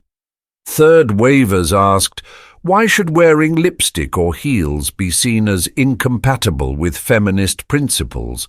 Couldn't power lie in the freedom to define oneself, whether that meant combat boots or mascara? This outlook welcomed ambiguity, a hallmark of the third wave's intellectual and cultural sensibility. The neat binaries of male, female, oppressor, oppressed, feminine, anti-feminine were questioned and destabilized. Irony was used not only as a literary device, but as a political stance. Feminist thinkers and artists played with stereotypes, often exaggerating them, to highlight how artificial and socially constructed those roles could be. It was feminism with a wink, not to undermine its seriousness, but to acknowledge the complexities and contradictions of modern gender identity. This reclamation of femininity also dovetailed with broader conversations about sexuality and agency. Third-wave feminists challenged the notion that sexual expression must be chaste or politically correct to be feminist. Sex positivity, another key element of the era, emphasized consent, autonomy, and the right to desire without shame. This was feminism in a world saturated by media, advertising, and increasingly diverse understandings of the self. But while cultural expression flourished, serious legal and institutional challenges underscored the need for continued feminist advocacy. A pivotal moment came in 1991 during the televised Senate confirmation hearings of Supreme Court nominee Clarence Thomas. A law professor named Anita Hill testified that Thomas had sexually harassed her while she worked for him at the Department of Education and the Equal Employment Opportunity Commission. Hill's testimony, delivered in a calm and professional tone, detailed deeply uncomfortable encounters, explicit comments, unwanted attention, and power-laced boundary violations.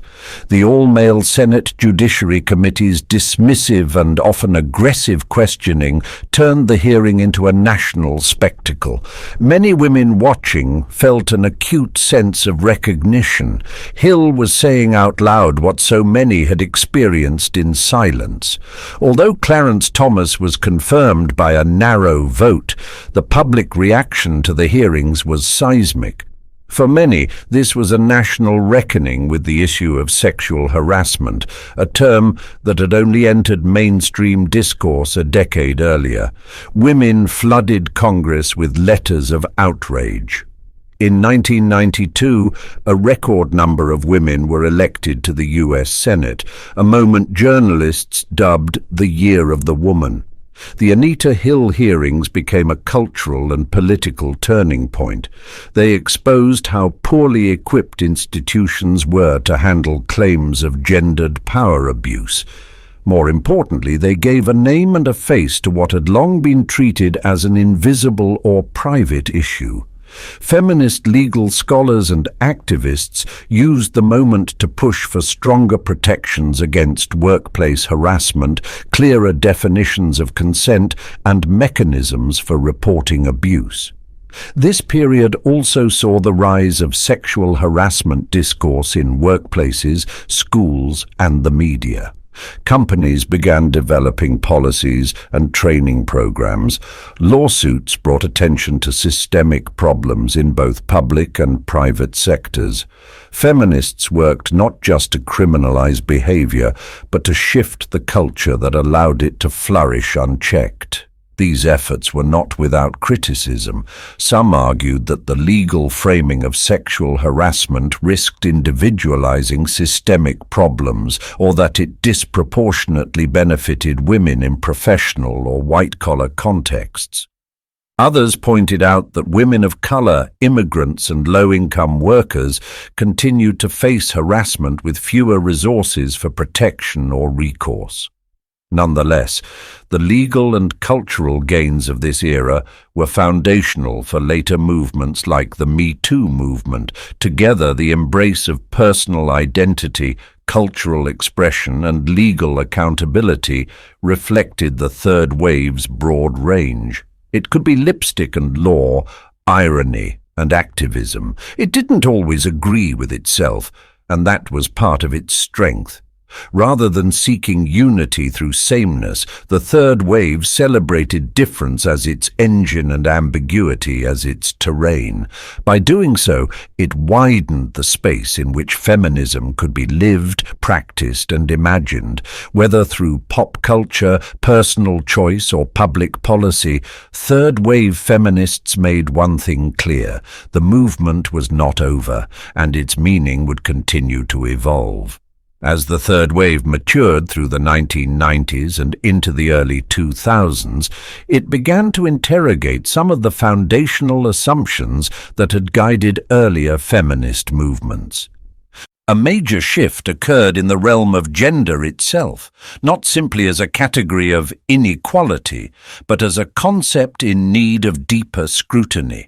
The rise of queer theory and the expanding discourse on gender fluidity brought new energy, new questions, and new tensions into feminist thinking. At the heart of this development was the growing recognition that gender could not be fully understood as a binary, fixed, or biologically determined concept. Influenced by post-structuralism and informed by LGBTQ+ activism, queer theory emerged in the early 1990s as a radical intellectual framework. Rather than assuming clear categories like man and woman, queer theorists asked, how are these categories constructed? Who do they serve? And how might they be subverted or undone? A central figure in this discourse was Judith Butler, whose 1990 book Gender Trouble became a cornerstone of both queer theory and third-wave feminism. Butler challenged the idea that gender is something one is, instead suggesting that gender is something one does, a performance shaped by repetition, social norms, and cultural expectations. In this view, masculinity and femininity are not innate but enacted, and therefore open to resistance and transformation. Butler's theory of gender performativity invited feminists to move beyond the essentialist notions that had sometimes characterized earlier waves, particularly the second wave's tendency to speak of women's experience as a singular, shared reality. If gender itself is fluid and constructed, then feminism, too, must become more flexible, more inclusive, and more attentive to the multiplicity of identities. This shift toward fluidity did not mean abandoning feminist goals, but rather expanding the frame. The inclusion of transgender and non-binary voices, the growing dialogue with LGBTQ activism, and the critique of heteronormativity all reshaped the movement's priorities. Feminism was no longer just about women gaining equality with men in traditional structures. It was also about reimagining those structures entirely. Alongside queer theory's intellectual provocations, other feminist thinkers worked to ground the movement in lived, embodied experience. One of the most influential was Naomi Wolf, whose 1991 book, The Beauty Myth, examined how standards of physical appearance had become a new method of controlling women's power. Wolf argued that just as women had gained ground in politics, the workplace, and education, there emerged a new backlash, manifesting through unattainable ideals of beauty reinforced by media, advertising, and culture. Wolf's critique resonated deeply with third-wave feminists who were increasingly aware of how power operated not just through laws or institutions, but through images, language, and internalized expectations. The beauty myth exposed the ways in which even liberated women remained constrained by diets, cosmetics, surgery, and self-surveillance. In this way, Wolf added a crucial layer to feminist analysis, the body as a site of both oppression and resistance. Together, figures like Butler and Wolf represented the dual strands of third-wave thought, one deeply theoretical, deconstructing the very categories feminism had long used, the other focused on real-world pressures that continued to shape women's lives. These approaches weren't in conflict, but in conversation, enriching the movement's ability to adapt and respond, and adapt it did. One of the most powerful outcomes of the third wave was the recognition that there is no single feminism. Instead, there are feminisms, plural, diverse, and often contradictory. This shift reflected the movement's growing global awareness, its openness to different voices and experiences, and its rejection of monolithic solutions. The idea of multiple feminisms acknowledged that a white middle-class woman in the United States might experience gender very differently from a rural woman in South Asia, a queer activist in Brazil, or a Muslim student in France. Rather than insisting on a common platform, third-wave feminism celebrated difference as a strength. Localized struggles, hybrid identities, and conflicting priorities were no longer seen as distractions, but as essential to a movement committed to justice in all its forms. This pluralism also allowed feminism to reach into new spaces. Pop culture, fashion, digital media, academia, and grassroots activism. Feminists could be found at punk concerts, on college campuses, in zines and blogs, in courtrooms and classrooms. The message was clear. There was no one way to be a feminist, and no single path toward liberation. Of course, this diversity brought challenges. Some critics argued that the movement had become too diffuse, too fragmented to be effective. Others worried that the emphasis on individual choice and expression risked undermining collective action. But for many, the expansion of feminism into a constellation of voices was precisely its power. It allowed for creativity, contradiction, and renewal. By the end of the third wave, feminism had moved from the margins to the mainstream and into countless forms. It had wrestled with identity, interrogated its own assumptions, and laid the groundwork for future struggles. In its embrace of complexity, it reminded the world that gender justice is not a destination, but an evolving journey. Transnational feminisms and the global South. As the third wave gave way to broader global engagement, a new and necessary critique emerged, one that turned feminism's lens outward beyond its largely Western frame. This was the rise of transnational feminisms, shaped by women across the global South, who were working toward gender justice not within the frameworks defined in the US or Europe, but in contexts shaped by colonial legacies, poverty, militarism, and authoritarianism. These feminists challenged not only patriarchal structures within their own countries, but also the assumptions and blind spots of Western feminism itself. A central tension that transnational feminists addressed was the tendency of Western-centric feminism to universalize women's experiences, often assuming that the struggles faced by white middle-class women in developed countries could be applied to all women everywhere. For much of the 20th century, dominant feminist narratives presented issues like reproductive rights, sexual freedom, and workplace discrimination as the core feminist agenda.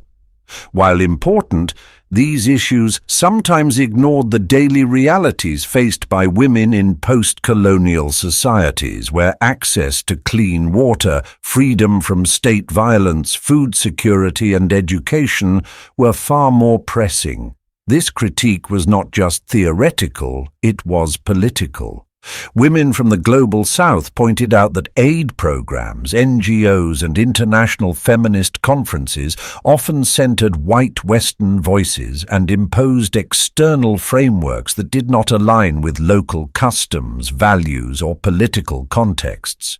These efforts, while well-intentioned, sometimes reproduced colonial dynamics by treating women in the global South as victims to be saved rather than agents of their own liberation. Thus, transnational feminism emphasized the need for solidarity over saviorism, listening over lecturing, and collaboration over imposition. In Latin America, feminist movements emerged with distinctive energy, shaped by both historical revolutions and deeply embedded patriarchal traditions. In countries like Argentina, Mexico, and Chile, women mobilized around a range of issues: reproductive rights, femicide, political participation, and indigenous autonomy. The Ni Una Menos movement, which began in Argentina in 2015, quickly spread across Latin America as a powerful protest against gender-based violence. It was sparked by the brutal killing of a teenage girl and gave voice to thousands of women who had long endured abuse, discrimination, and state inaction. Latin American feminists also challenged the Catholic Church's grip on reproductive legislation. In places like Argentina and Colombia, the fight for legal abortion became a mass movement, with women wearing green bandanas as a symbol of their resistance and hope. These campaigns often blended grassroots organizing, legal advocacy, and cultural protest, emphasizing feminism not as an abstract ideology, but as a lived, daily struggle for dignity. In South Asia, feminism had its own unique trajectory, shaped by British colonialism, independence movements, and deeply stratified caste and religious systems. In India, feminist voices rose during the post-independence era to address not only gender inequality, but also caste oppression, religious fundamentalism, and economic exploitation. Dalit feminists, in particular, pushed back against both patriarchal violence and the caste hierarchy, pointing out how upper caste feminism often excluded or dismissed the experiences of lower caste women. Similarly, in Pakistan and Bangladesh, feminist activism arose around issues of education, honor-based violence, child marriage, and political representation. Movements like Aurat March in Pakistan have become annual demonstrations of solidarity and defiance, where placards often reflect the layered complexity of living at the intersection of gender, religion, and state control. In these contexts, feminism walks a tightrope, balancing secular demands with religious identities and negotiating space in often hostile political environments. In the Middle East, feminist activism has faced the dual challenge of resisting patriarchal norms and navigating geopolitical instability. Women in Iran, for instance, have long struggled against gender-based restrictions imposed after the Islamic Revolution of 1979. Despite repression, Iranian women have led movements for the right to dress freely, attend sporting events, and speak out against harassment. In recent years, campaigns like #My Stealthy Freedom have highlighted women removing their hijabs in protest, turning acts of resistance into viral global messages. Across the Arab world, from Egypt to Lebanon to Saudi Arabia, women have organized for rights within religious frameworks, often emphasizing the compatibility of Islam and gender equity. Feminists in these regions confront the stereotype that their cultures are inherently more oppressive to women, pushing back against Western media narratives while fighting real injustices at home. In Africa, feminist thought and activism have been deeply intertwined with anti-colonial and nationalist movements. In countries like Nigeria, Kenya, and South Africa, women played central roles in struggles for independence, often combining the fight for national liberation with demands for gender justice. Today, African feminists tackle issues like female genital mutilation, FGM, access to education, HIV/AIDS stigma, and political underrepresentation. One powerful example is the End SARS protests in Nigeria, which saw feminist organizations like the Feminist Coalition not only participate but help lead and fund critical infrastructure. In South Africa, the Am I Next campaign emerged in response to the country's high rates of femicide, sparking nationwide protests and conversations about systemic misogyny. What all these movements demonstrate is that feminism in the global South cannot be seen as a mere extension of Western feminism. It is a rich, complex, and often radically different expression of resistance. It demands that we look at how race, religion, class, colonialism, and economic disparity intersect with gender. It asks us to decenter the West and to build a feminism rooted in plurality, humility, and shared struggle. Transnational feminism, then, is not about exporting a fixed ideology, but about creating a dialogue of equals, where each context brings its own wisdom, wounds, and vision for liberation. It reminds us that feminism is not just a wave traveling from Europe to the world. It is 1,000 rivers flowing in many directions, each carrying stories that must be heard on their own terms. As the feminist discourse continued evolving across regions, it became increasingly clear that local contexts deeply shaped the way women organized, resisted, and reimagined their futures. Far from being a monolith, feminism took on powerful and distinct forms in different parts of the global South, anchored in struggles as much about land, religion, caste, and economic survival as they were about gender. Three particularly significant movements illustrate this beautifully: the Green Wave in Argentina, Dalit feminism in India, and feminist activism in Iran, Afghanistan, and Egypt. One of the most iconic feminist movements of the 21st century emerged in Latin America, where Argentina's Green Wave, La Marea Verde, became a blazing symbol for abortion rights and bodily autonomy. What started as a grassroots campaign in the early 2000s had, by 2018, transformed into a national movement with international visibility. The Green Wave was sparked by deep frustration with Argentina's strict abortion laws, which historically criminalized abortion except in rare cases.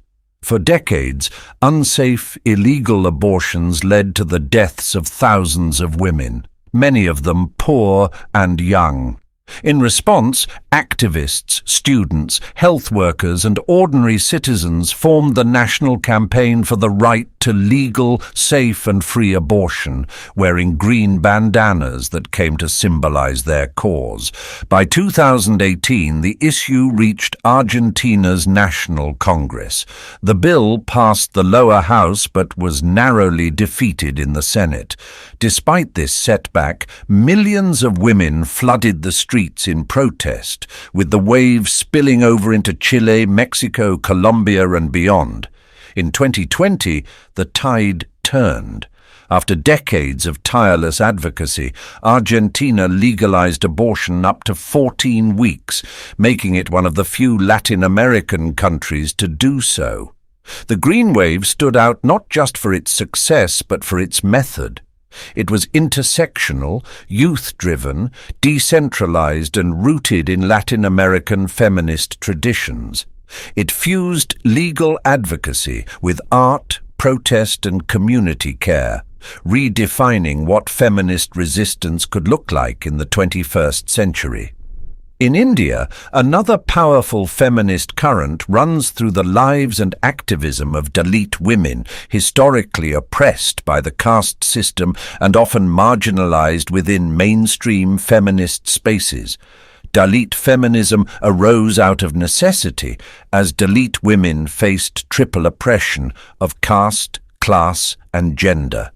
Their struggles highlighted the limitations of upper caste-led feminism in India, which often failed to address the brutal realities of manual scavenging, sexual violence by dominant caste men, and systemic exclusion. The roots of Dalit feminism go deep. Early voices like Savitribai Phule, one of India's first female teachers and an anti-caste reformer, laid a foundation in the 19th century. In more recent decades, Dalit feminists have used writing, protest, and legal activism to resist caste-based violence. Movements like the Dalit Women Fight campaign brought international attention to the issue, traveling across India and the US to speak out about rapes and murders often ignored by media and police. A defining feature of Dalit feminism is its refusal to separate gender from caste. As one activist put it, when we talk about gender justice, we must talk about who has the privilege to even claim safety. Dalit feminism challenges both Brahmanical patriarchy and elite academic discourse, insisting on ground-level change and the leadership of marginalized women themselves. In the Middle East, feminist activism has taken on uniquely courageous forms, especially in countries like Iran, Afghanistan, and Egypt, where political and religious regimes often impose harsh restrictions on women's lives. Here, feminist resistance is not only about rights, but about survival, visibility, and dignity under authoritarian and patriarchal rule. In Iran, decades of strict theocratic rule have policed women's dress, behavior, and public life, yet Iranian women have consistently resisted, from the 1979 protests against mandatory veiling to the more recent My Stealthy Freedom campaign, where women posted images of themselves without headscarves in public spaces. In 2022, the death of Mahsa Amini, a young woman arrested for improper hijab, sparked one of the largest waves of protest in Iran's modern history. The slogan, "Woman, Life, Freedom," echoed across the globe, linking feminist resistance with broader demands for democratic change. In Afghanistan, feminist activism has faced unimaginable barriers, especially under the Taliban. During the early 2000s, following the US invasion, Afghan women made gains in education and political representation. But following the Taliban's return to power in 2021, most of these rights were rolled back. Despite this, Afghan women have staged protests, taught girls in secret schools, and risked their lives to speak out. Organizations like RAWA, Revolutionary Association of the Women of Afghanistan, have continued underground work, preserving feminist ideals under extreme repression. In Egypt, the 2011 revolution opened space for political engagement, including feminist voices demanding an end to street harassment, sexual violence, and legal inequality. Activists like Mona El-Tahawi gained global recognition, while local groups like Harassmap documented incidents of assault to build public pressure. Yet the state crackdown that followed saw many of these gains curtailed, and feminist activists were often jailed or harassed. Still, Egyptian women continue to organize, using both digital platforms and direct action to defend their rights. Together, these movements, in Argentina, India, and across the Middle East, remind us that feminism is not one story told in one language. It is many stories rooted in place, culture, pain, and hope. Whether it's a woman in Tehran defying a dress code, a Dalit activist demanding justice, or a sea of green bandanas waving outside a parliament building in Buenos Aires, each moment of resistance adds to the global chorus of voices reshaping what liberation means. These are not just chapters in the history of feminism. They are chapters still being written, with stakes as urgent and real as ever. As feminist movements matured across the globe, their influence and reach expanded beyond grassroots protests and academic discussions. They began shaping and being shaped by international policy frameworks. Recognizing the power of global cooperation in advancing gender justice, feminists and allies began engaging with the architecture of international institutions. At the heart of this evolution were landmark initiatives like CEDAW, the Convention on the Elimination of All Forms of Discrimination Against Women, and the Beijing Platform for Action, two monumental steps that helped translate feminist ideals into formal commitments. Often referred to as the International Bill of Rights for Women, CEDAW was adopted by the United Nations General Assembly in 1979. It emerged from years of feminist lobbying and was a bold declaration of global intent. That discrimination against women in all forms, legal, social, cultural, and economic, should be eradicated. CEDAW required signatory states to not only eliminate discriminatory laws, but also take proactive steps to address systemic inequality. It called for reforms in areas ranging from education, employment, and healthcare to political participation and marriage rights. Crucially, CEDAW recognized that formal equality on paper wasn't enough. Countries had to take action to transform underlying norms and institutions that perpetuated inequality. While over 180 countries have ratified CEDAW, implementation remains uneven. Some nations, including the United States, have signed but not ratified it, often citing concerns over national sovereignty or conflicts with domestic law. Others have ratified it with reservations, limiting its power.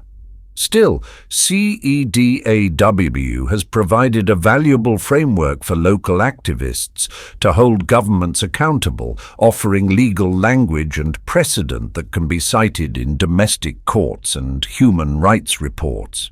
Perhaps most importantly, CEDAW set a tone.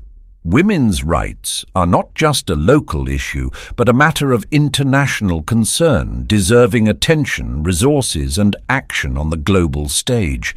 If CEDAW was the foundation, the Beijing Platform for Action, adopted at the Fourth World Conference on Women in 1995, was the detailed blueprint.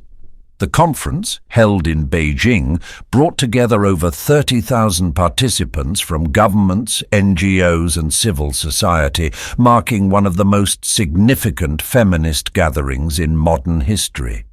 The platform laid out 12 critical areas of concern, ranging from poverty and education to violence against women, health and institutional power. What made Beijing distinct was its inclusive language and actionable goals.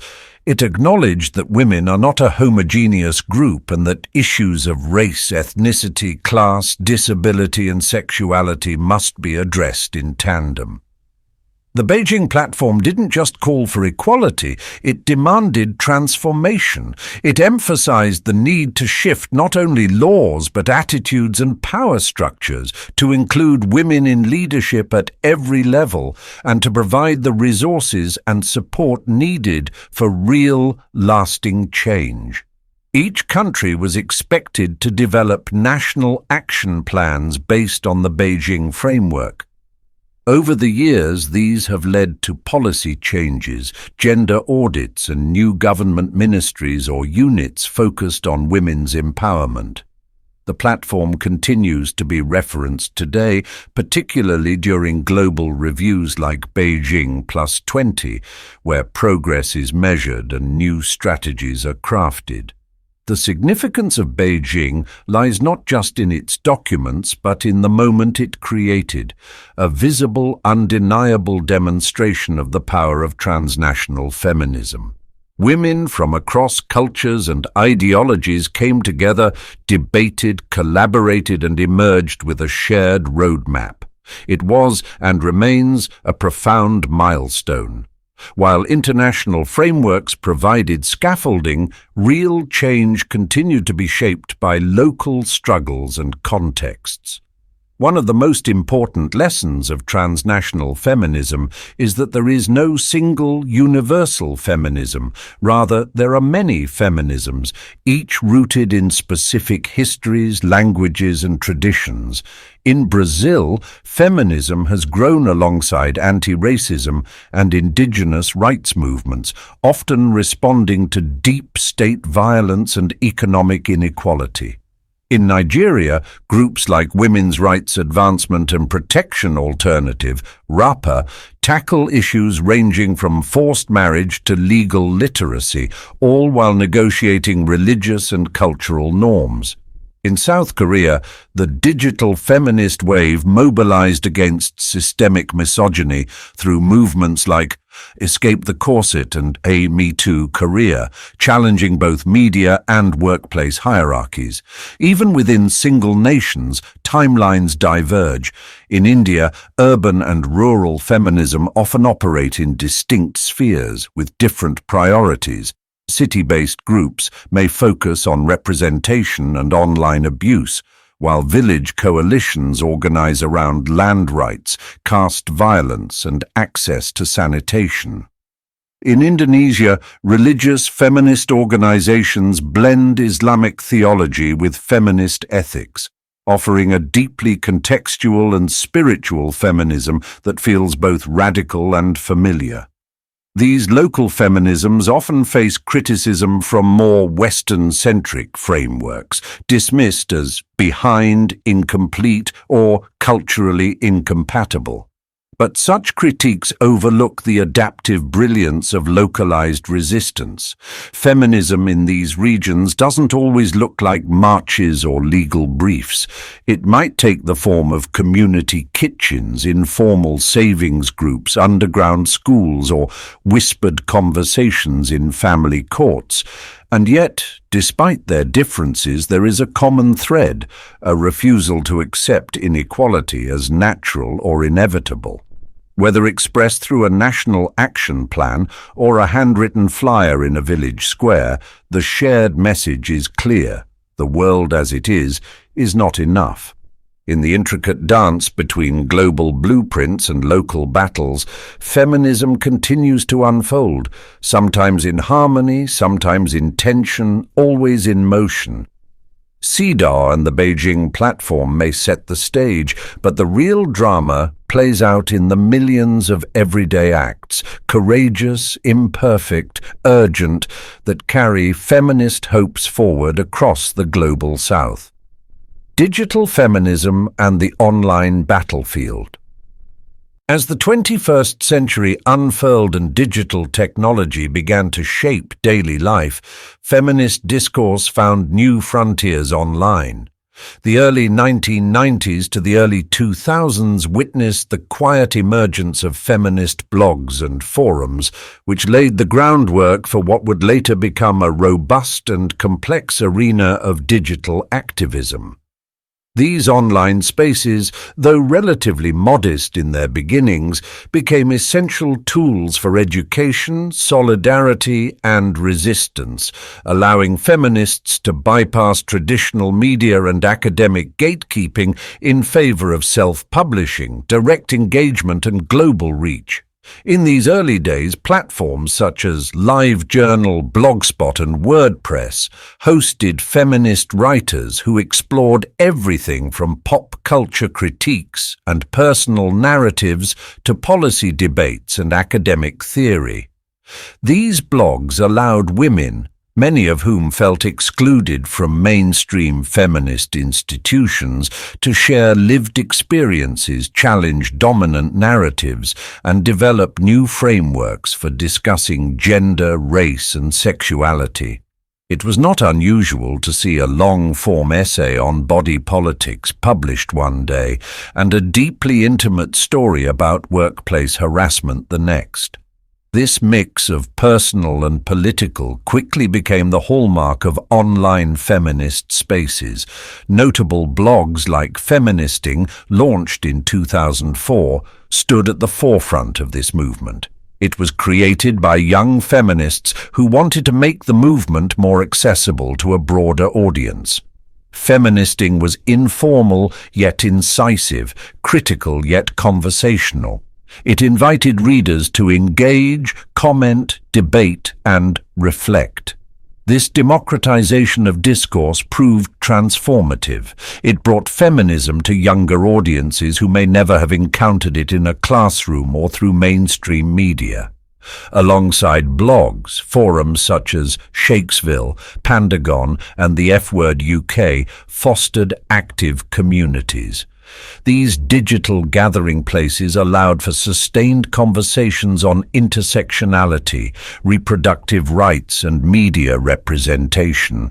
While sometimes unruly and contentious, these forums served a vital function, offering validation to those grappling with systemic injustices and loneliness in their offline lives. It was in these early digital trenches that a generation of feminist thinkers and activists sharpened their tools.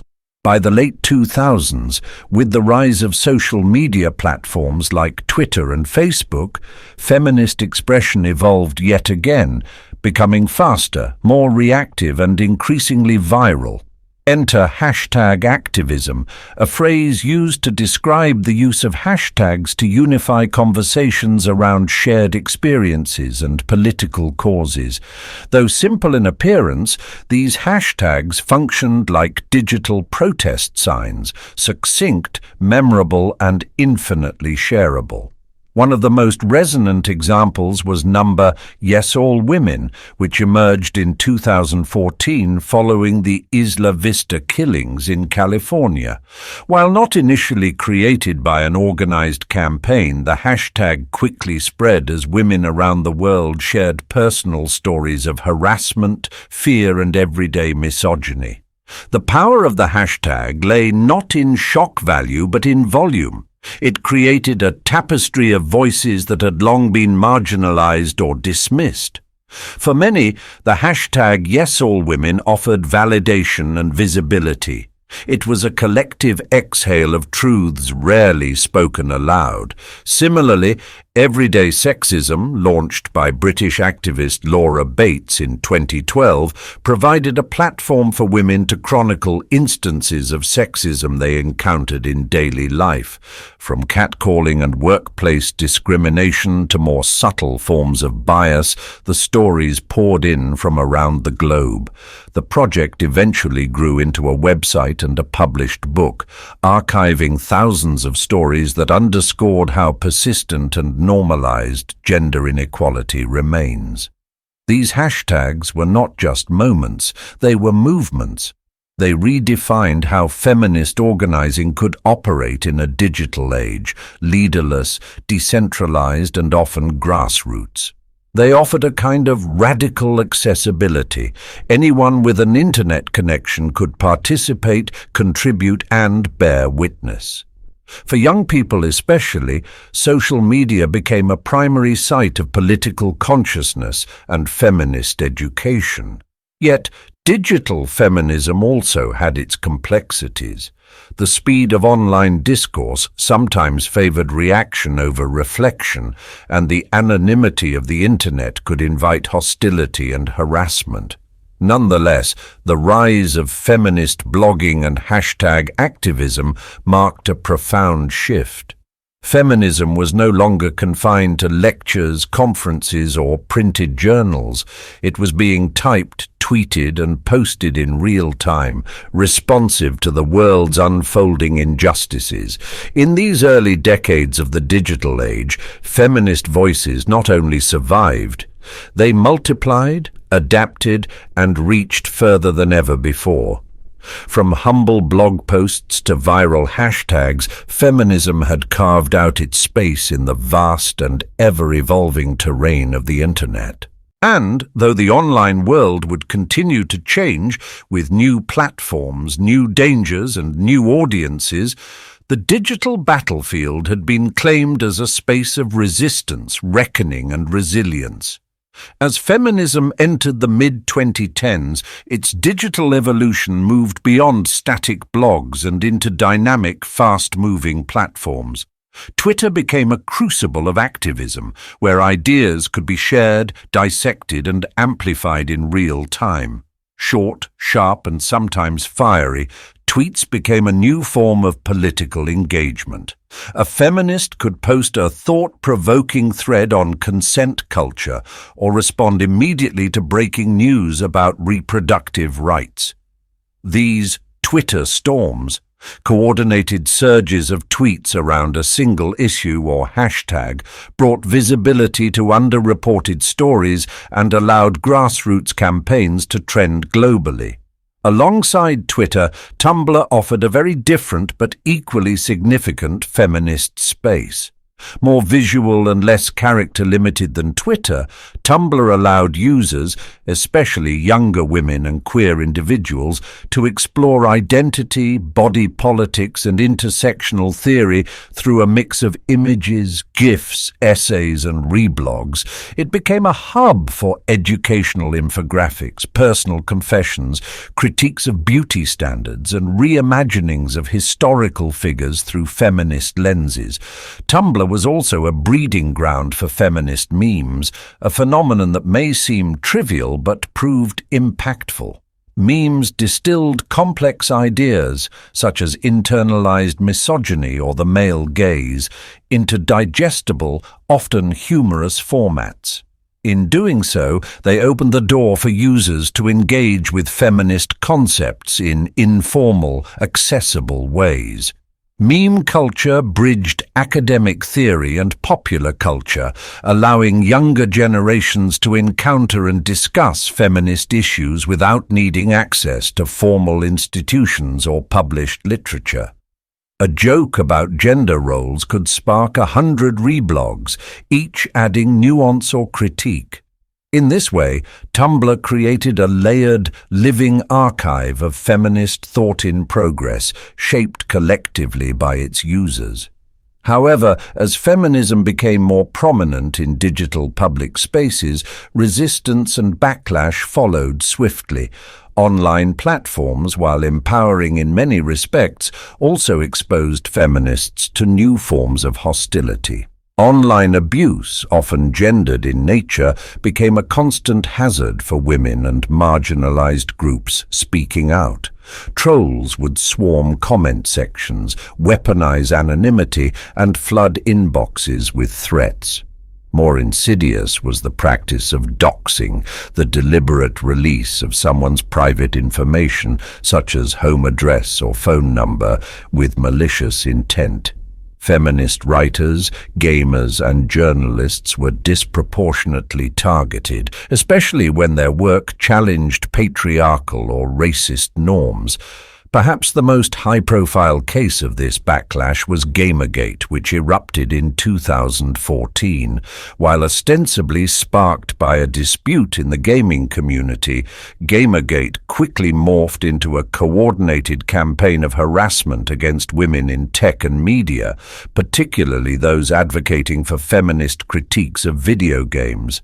Figures such as Zoe Quinn, Anita Sarkeesian, and Brianna Wu faced intense and sustained abuse, including rape threats, death threats, and doxing, simply for critiquing the portrayal of women in games or calling for greater diversity in the gaming industry. What made Gamergate especially disturbing was how it revealed the organized nature of anti-feminist backlash. Internet forums and Reddit threads documented detailed plans to discredit, silence, or intimidate women, often under the guise of protecting ethics in gaming journalism. In reality, it became clear that the movement was about maintaining traditional gender roles within a male-dominated subculture. Gamergate also demonstrated how misogyny could be cloaked in irony, framed as trolling, or passed off as mere disagreement, even as it caused real harm. For many feminists, Gamergate marked a turning point. It exposed the limitations of digital spaces as inherently liberatory and made visible the emotional and physical toll of online advocacy. It also forced social media companies to confront the inadequacy of their policies around harassment and safety, something many critics argued they were slow or unwilling to do. Yet even in the face of this hostility, the feminist response was one of resilience and adaptation. Communities rallied around those targeted. Hashtags like #OneStandWithAnita emerged in solidarity. New digital safety protocols were developed and grassroots groups began offering workshops on digital security for activists. Feminists did not retreat from the internet. Instead, they learned how to defend their spaces more strategically.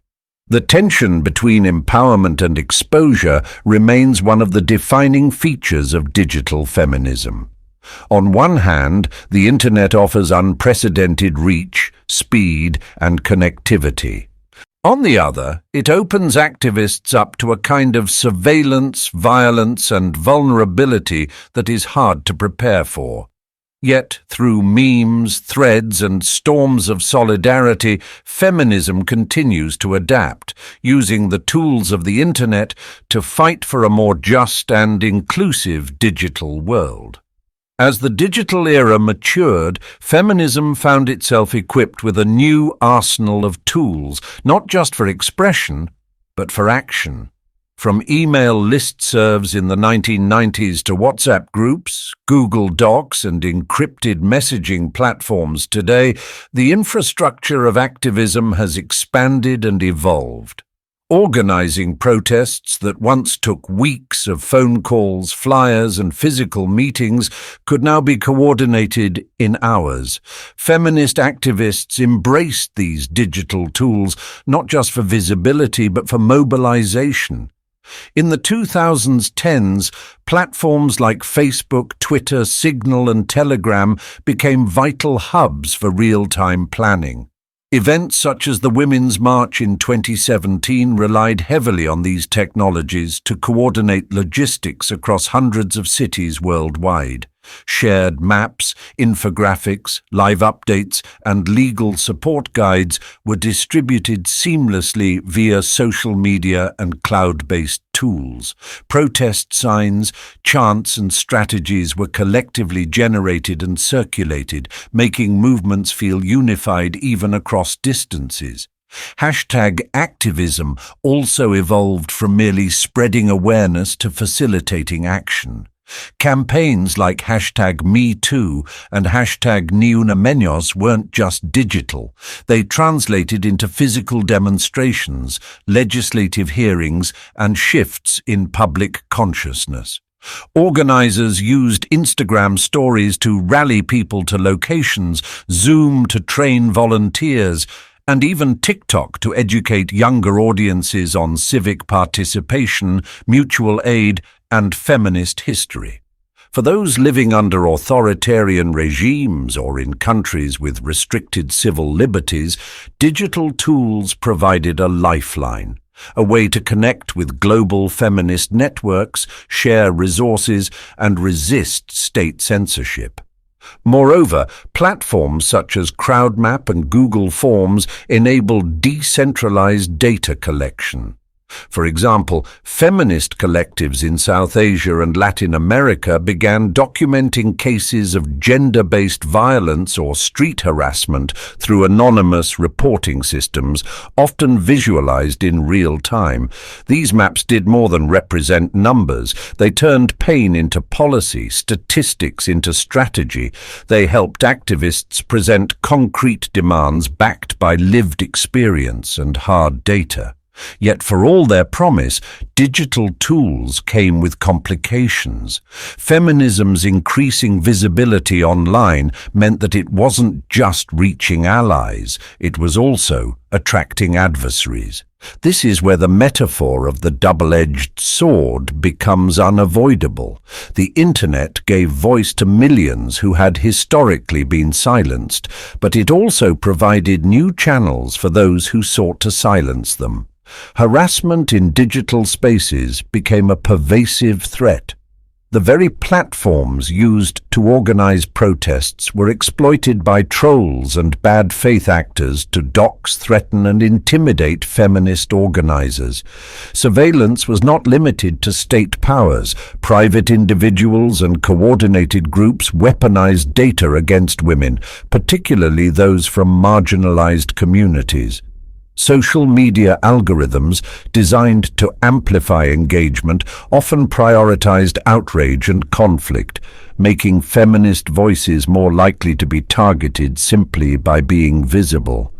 For every moment of empowerment, a viral campaign, a successful protest, a policy change, there were parallel stories of burnout, fear, and trauma. Activists began receiving threatening messages in their inboxes. Some faced swatting, a dangerous prank where emergency services are falsely alerted to someone's home. Others lost jobs, faced court cases, or were driven into hiding. Feminism had always demanded courage, but now it required cybersecurity skills too. Even within the digital feminist space, tensions surfaced. Algorithms reinforced echo chambers. Debates around inclusion, privilege, and strategy, while necessary, sometimes escalated into what some described as call-out culture, or cancel culture. The immediacy of online platforms made it difficult to pause, reflect, or forgive. Mistakes, once made public, could circulate endlessly. For younger feminists especially, this created a high-pressure environment where the fear of misstepping could lead to silence or withdrawal. And yet, despite these challenges, digital feminism persisted. Many activists adapted by creating safer online communities, often through private forums, moderated Discord servers, or encrypted chats. Others prioritized digital hygiene, learning how to anonymize accounts, avoid surveillance, and protect their mental health. Some began crafting resources to teach others how to organize safely and sustainably online, blending traditional activism with 21st century caution. Ultimately, the digital sphere did not change the core goals of feminism. It reshaped the terrain. The tools were new, the risks evolved, but the central pursuit of equality, dignity, and justice endured. Feminists learned to wield the internet with intention, celebrating its potential, resisting its harms, and always remembering that behind every tweet, post, or comment was a real person navigating a complex and often dangerous world. The screen offered both a stage and a shield, one that demanded careful balance and unwavering resolve. The fourth wave, 2012, to present Intersectional, Digital and Bold. The fourth wave of feminism emerged not with a single manifesto or meeting, but as a steady rising tide, driven by digital connectivity and grounded in an evolved understanding of inclusion. Beginning around 2012 and still unfolding today, this wave does not simply revisit past demands, it reframes them with greater nuance, urgency, and a clear embrace of intersectionality. At its core, the fourth wave is both deeply personal and unmistakably global, shaped by online mobilization and an unflinching focus on long-ignored issues. Among its central concerns is sexual violence. Unlike previous eras that struggled to bring conversations about assault and harassment into public consciousness, the fourth wave normalized speaking out. It framed such violence not as a private matter, but as a structural and cultural failure rooted in centuries of patriarchy, silence, and complicity. The movement emphasized believing survivors, challenging institutional cover-ups, and rethinking how justice is defined. Through storytelling, digital solidarity, and sustained pressure, feminists created new pathways for survivors to be heard, respected, and protected. Body autonomy is another defining feature. While second-wave feminism focused on access to reproductive rights, such as abortion and birth control, the fourth wave broadened the conversation. Now, the focus includes bodily consent, gender-affirming healthcare, menstruation stigma, fat acceptance, and the politics of beauty standards. Feminism in this wave contends that autonomy is not only about having choices, but also about challenging the systemic forces that shape or limit those choices, from medical gatekeeping to advertising to education systems. This wave understands the body as both a personal terrain and a political one. What's more, the fourth wave actively centers trans inclusion, explicitly rejecting transphobic narratives that have at times permeated older feminist discourse. Trans women, non-binary people, and gender-diverse individuals are recognized not as outsiders to the feminist cause, but as essential participants and thinkers within it. This shift represents a growing awareness that gender-based oppression affects people along complex lines, and that solidarity must be expansive, not conditional.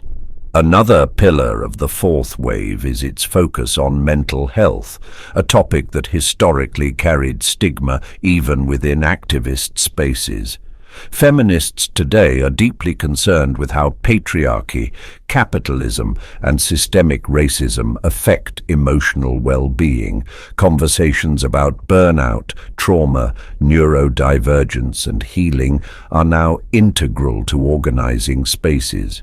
The idea that liberation includes rest, therapy, and sustainable emotional lives reflects a more holistic view of justice, one that cares not only about survival but about thriving. Central to this wave's global recognition was the Me Too movement, a simple phrase that transformed into a cultural reckoning. The movement was originally founded in 2006 by activist Tarana Burke, who sought to provide solidarity and healing for black and brown girls who were survivors of sexual violence. For over a decade, the hashtag #MeToo worked quietly in grassroots communities, emphasizing empowerment through empathy. But in October 2017, the phrase went viral when actress Alyssa Milano encouraged survivors of sexual harassment and assault to tweet "Me Too" in response to widespread revelations about Hollywood producer Harvey Weinstein. In the days and weeks that followed, millions of people around the world, predominantly women, shared their experiences. The flood of disclosures cut across race, class, industry, and geography. It exposed systemic abuse in film, academia, politics, the military, restaurants, sports, tech, and beyond. The viral Me Too wave was not merely about individual perpetrators, it was a public indictment of cultures that protected them. Workplaces re-examined their policies, investigative journalism surged, high-profile resignations and firings followed. More quietly, survivors found one another in unprecedented numbers. Though the movement was later challenged by critics and subjected to backlash, some claiming it encouraged overreach, others arguing it sidelined due process, its enduring impact is undeniable. Importantly, Tarana Burke consistently reminded the world that the movement's original focus was not celebrity trials, but community healing. She called for a restorative, not carceral justice model. The movement, she emphasized, was about survivors reclaiming their voices, not just punishing wrongdoers. Through it all, the fourth wave has refused simplicity. Its activists use digital tools to challenge not only sexism, but also racism, ableism, colonialism, and capitalism. They create art, memes, videos, podcasts, and protest signs. They organize quietly in schools and boldly on the streets. Their feminism is sometimes angry, often joyful, and always evolving. In this chapter of feminist history, the line between online and offline is increasingly blurred. A single tweet can spark a march, a shared story can change a law. And as feminists continue navigating this vast digital terrain, their boldness lies not only in confronting the injustices of the present, but also in imagining a radically more inclusive future. One of the defining features of the fourth wave of feminism is its global scale, not just in philosophy, but in real-world mobilization. Unlike previous waves, which were often rooted in Euro-American political and cultural centers, the fourth wave rises through interconnected protests, shared hashtags, and the echo of chants in multiple languages. It recognizes that while the injustices may wear different names in different nations, the underlying structures, patriarchy, misogyny, racialized violence, often intersect. Across borders and ideologies, people have gathered, walked, resisted, and reimagined the world together. Among the most visible demonstrations of fourth-wave feminist energy was the Women's March of 2017.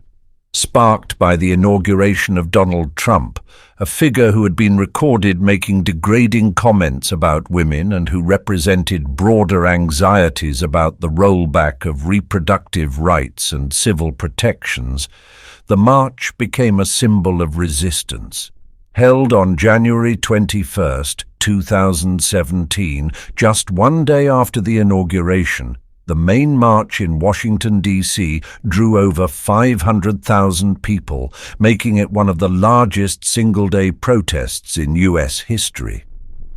But this was not an American story alone. Sister marches were held on every continent, including Antarctica. In London, Paris, Nairobi, Buenos Aires and beyond, people carried signs in solidarity, calling for equality, environmental justice, LGBTQ rights, racial justice and freedom from gender-based violence. Yet, long before the Women's March, Latin America was already witnessing a feminist groundswell. The Ni Una Menos, Not One Less movement began in Argentina in 2015, following the brutal murder of 14-year-old Chiara Paez, whose body was found buried in her boyfriend's backyard. Feminist activists, journalists and artists united under a simple yet searing message. Women must no longer be killed with impunity. The first Ni Una Menos protest brought hundreds of thousands into the streets, demanding justice not only for Chiara, but for all women lost to femicide, the killing of women because they are women. The movement quickly spread to Peru, Mexico, Chile, Uruguay and Spain, each context tailoring the message to local legal and cultural conditions. In countries like Mexico, where the phrase "Nos están matando," they are killing us, became a cry of grief and rage, the protests called attention not just to individual crimes, but to state failure, to corrupt police, missing women, unsolved cases, and normalization of violence. In Chile, the 2019 protests included performance art like "A Rapist in Your Path," a choreographed chant accusing the state, judiciary and society of complicity in gender violence. It was soon replicated around the world. The message was clear. This was no longer a marginal issue. Feminism was now a public demand. Meanwhile, in Poland, feminists confronted perhaps one of the most repressive battlegrounds over reproductive rights in contemporary Europe. The Polish abortion protests of 2016 and again in 2020 were sparked by the government's increasing restrictions on abortion access. In 2020, a near-total ban on abortion was passed by the Constitutional Tribunal, even in cases of fetal abnormalities. This led to what became known as the Women's Strike, Strike Kobiet. For days and weeks, women poured into the streets with black umbrellas, symbols of mourning and resistance. Their fight was not just for reproductive rights, but also against what they viewed as creeping authoritarianism.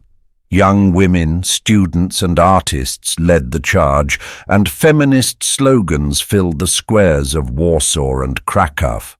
What these movements share is a deep commitment to intersectionality, and nowhere is that clearer than in the body positivity and fat acceptance movements that also define this wave. Emerging from decades of dieting culture, media idealization of thinness, and institutionalized fat phobia in healthcare, the fourth wave reframes the conversation around bodily worth and dignity. Feminism, in this view, must be inclusive not just of diverse genders and sexualities, but also of diverse bodies.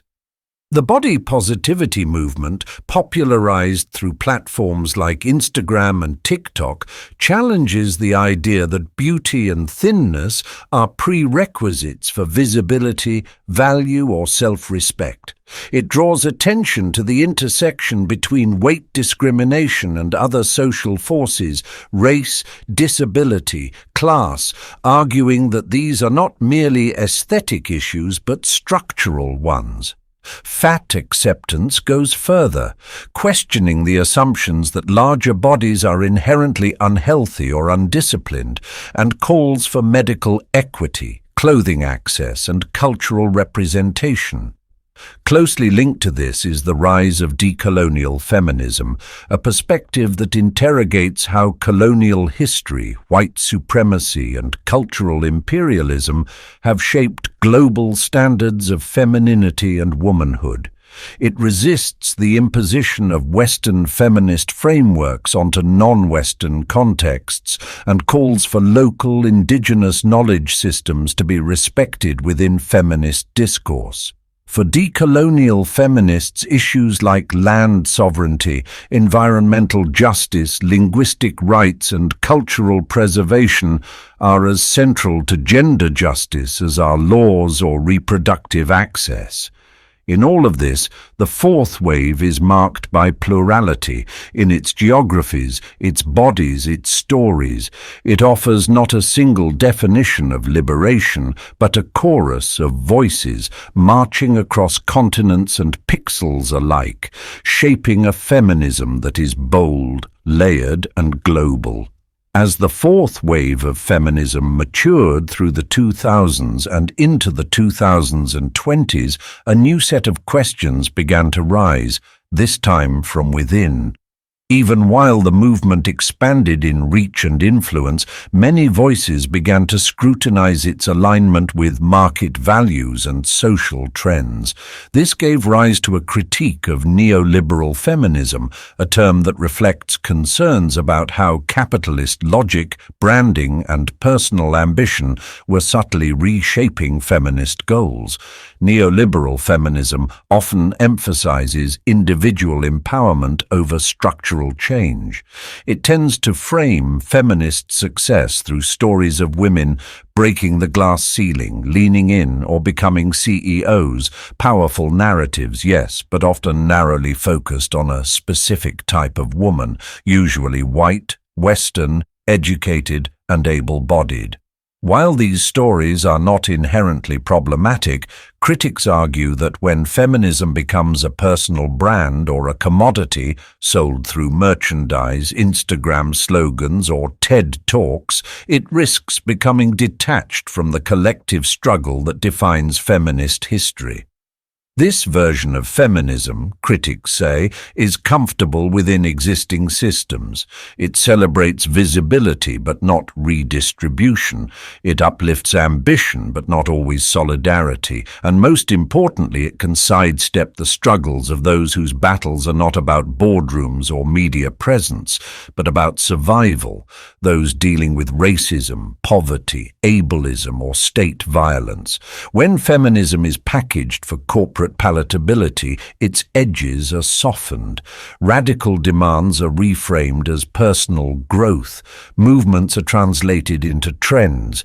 Feminist T-shirts are sold by companies that underpay female workers in the global south.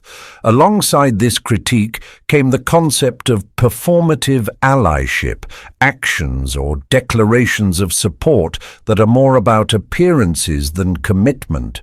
In the age of social media, performativity can be both powerful and hollow. A brand may post a feminist quote on International Women's Day while failing to address internal workplace discrimination.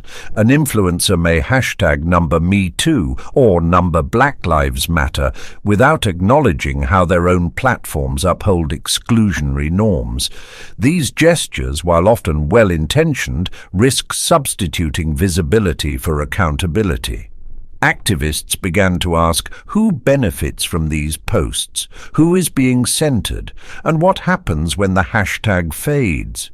Amidst these tensions, a new generation of feminists took center stage, youth-led, digitally fluent, and unapologetically intersectional.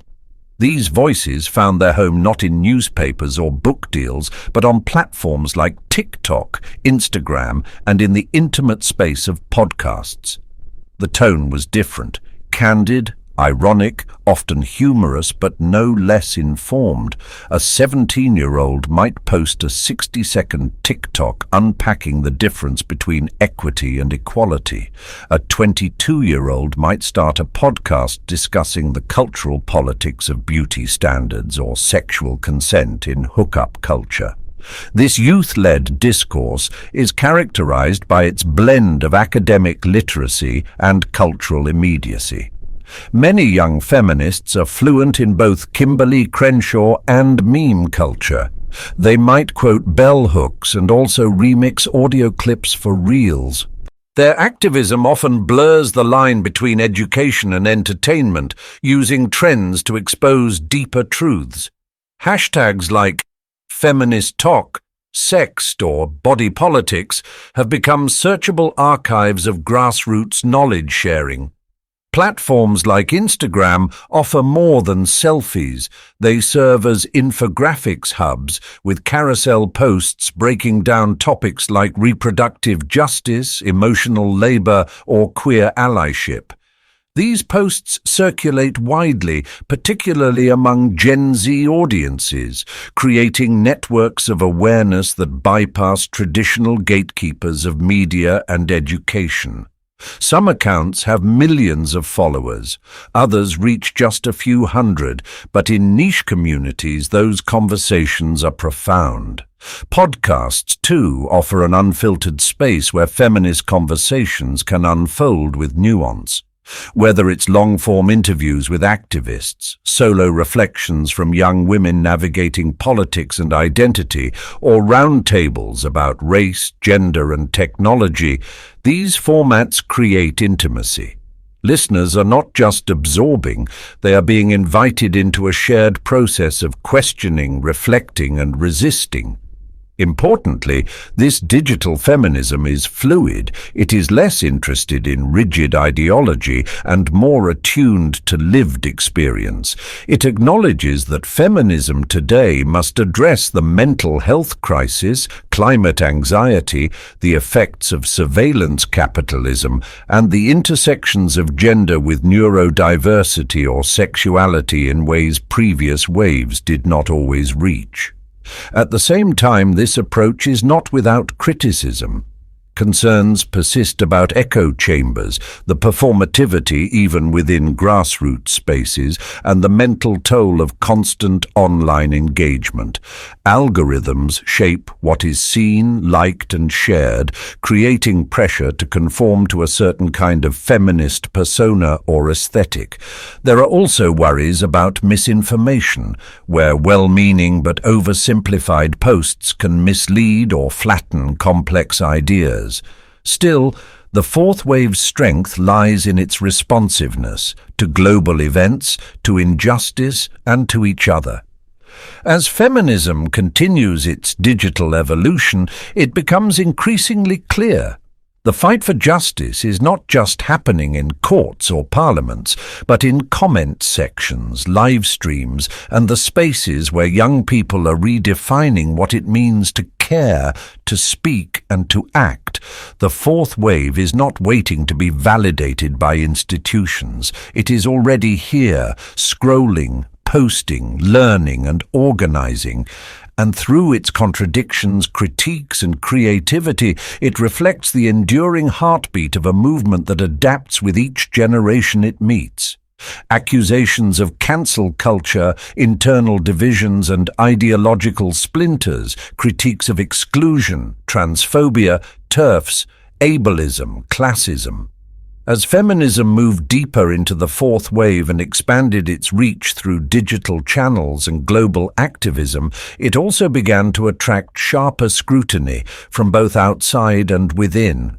The contemporary feminist movement, while broader and more inclusive in many ways, is not without tension. In this chapter, we turn our focus inward, toward the criticisms, fractures, and difficult conversations that have shaped feminism in recent years. These reflections do not undermine the movement, but instead reveal its complexity, dynamism, and need for continual self-examination. One of the most prominent criticisms leveled at modern feminism is the charge of cancel culture.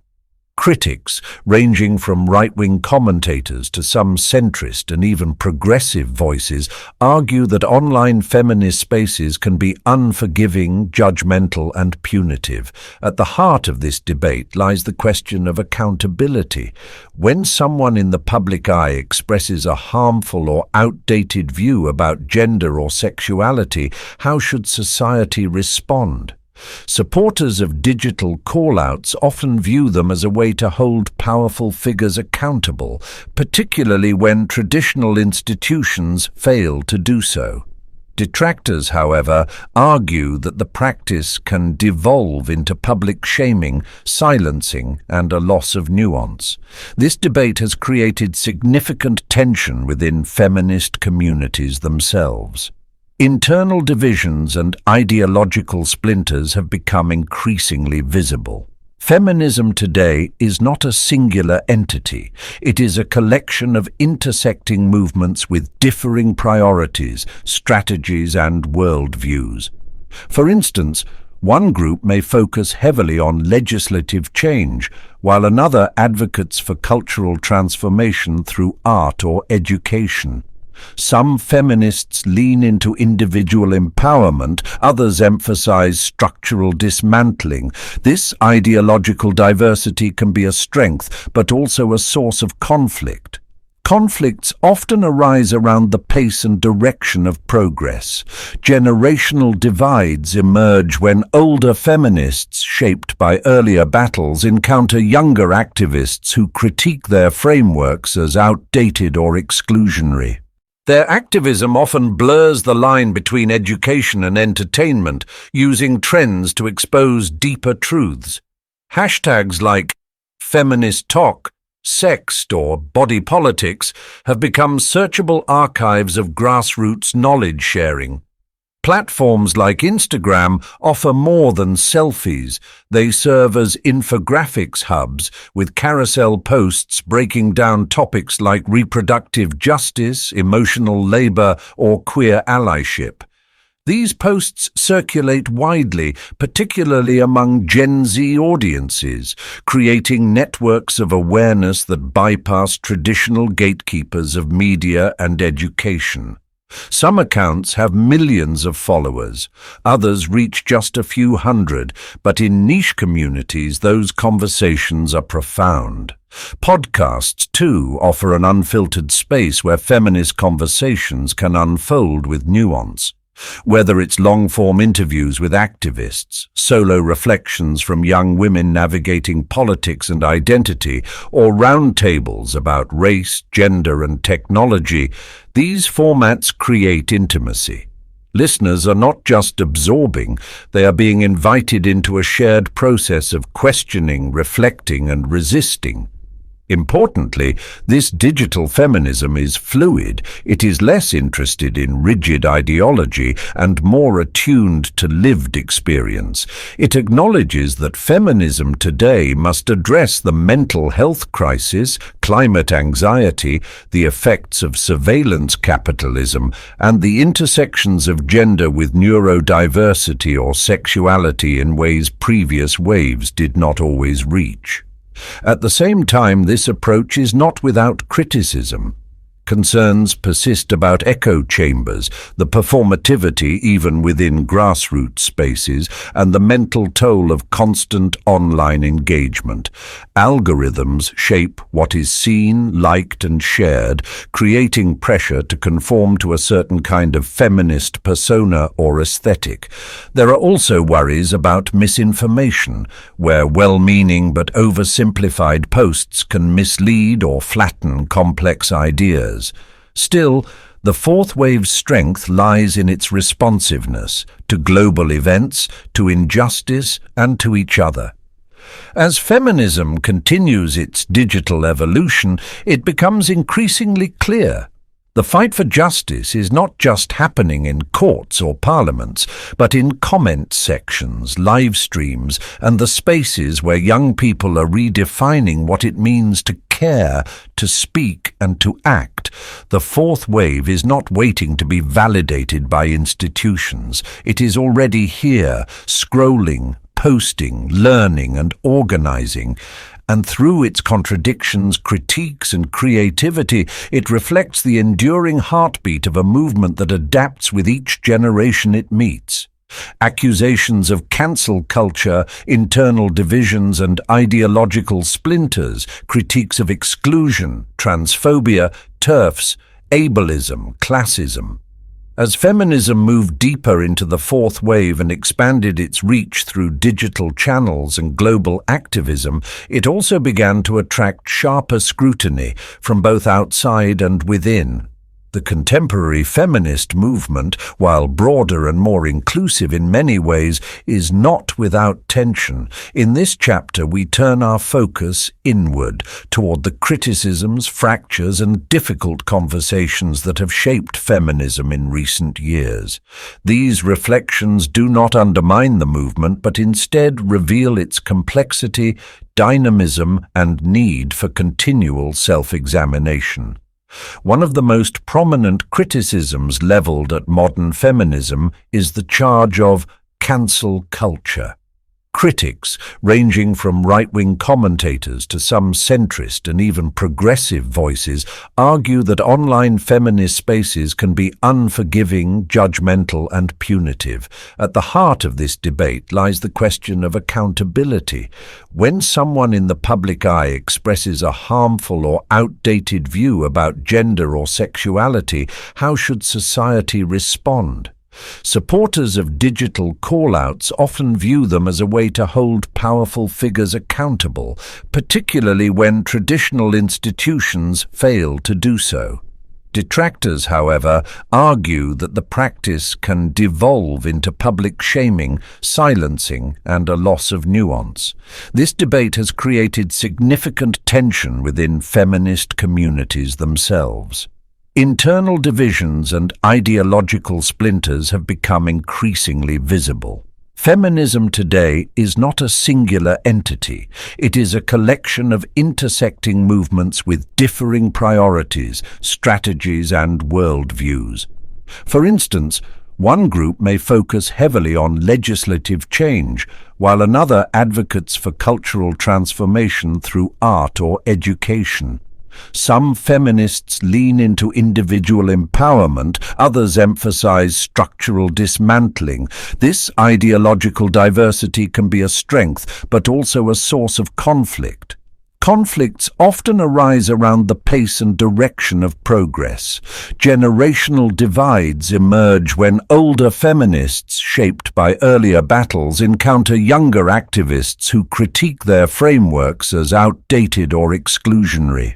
There is also tension between radicals and reformists, those who seek to fundamentally overturn systems like capitalism or policing, and those who aim for equity within those systems. Social media, while an organizing tool, can also magnify these divisions, turning disagreement into spectacle and critique into alienation. One of the most urgent critiques faced by contemporary feminism is its history and persistence of exclusion. Despite ongoing efforts to center marginalized voices, patterns of invisibility and erasure remain. Transphobia, for example, continues to plague certain sectors of feminist thought. Some individuals who identify as gender-critical feminists, often labeled as TERFs, trans-exclusionary radical feminists, argue that the category of woman should be based solely on biological sex. This view has sparked intense backlash, particularly from younger feminists and queer communities who argue that such definitions reinforce binary thinking and invalidate the lived experiences of trans women. The debate extends beyond language. It has real-world consequences.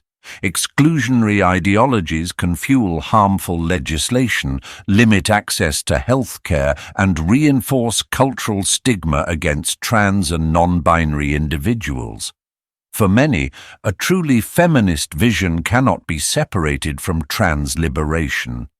As such, the growing divide over trans inclusion has become one of the defining ideological splits within the contemporary movement.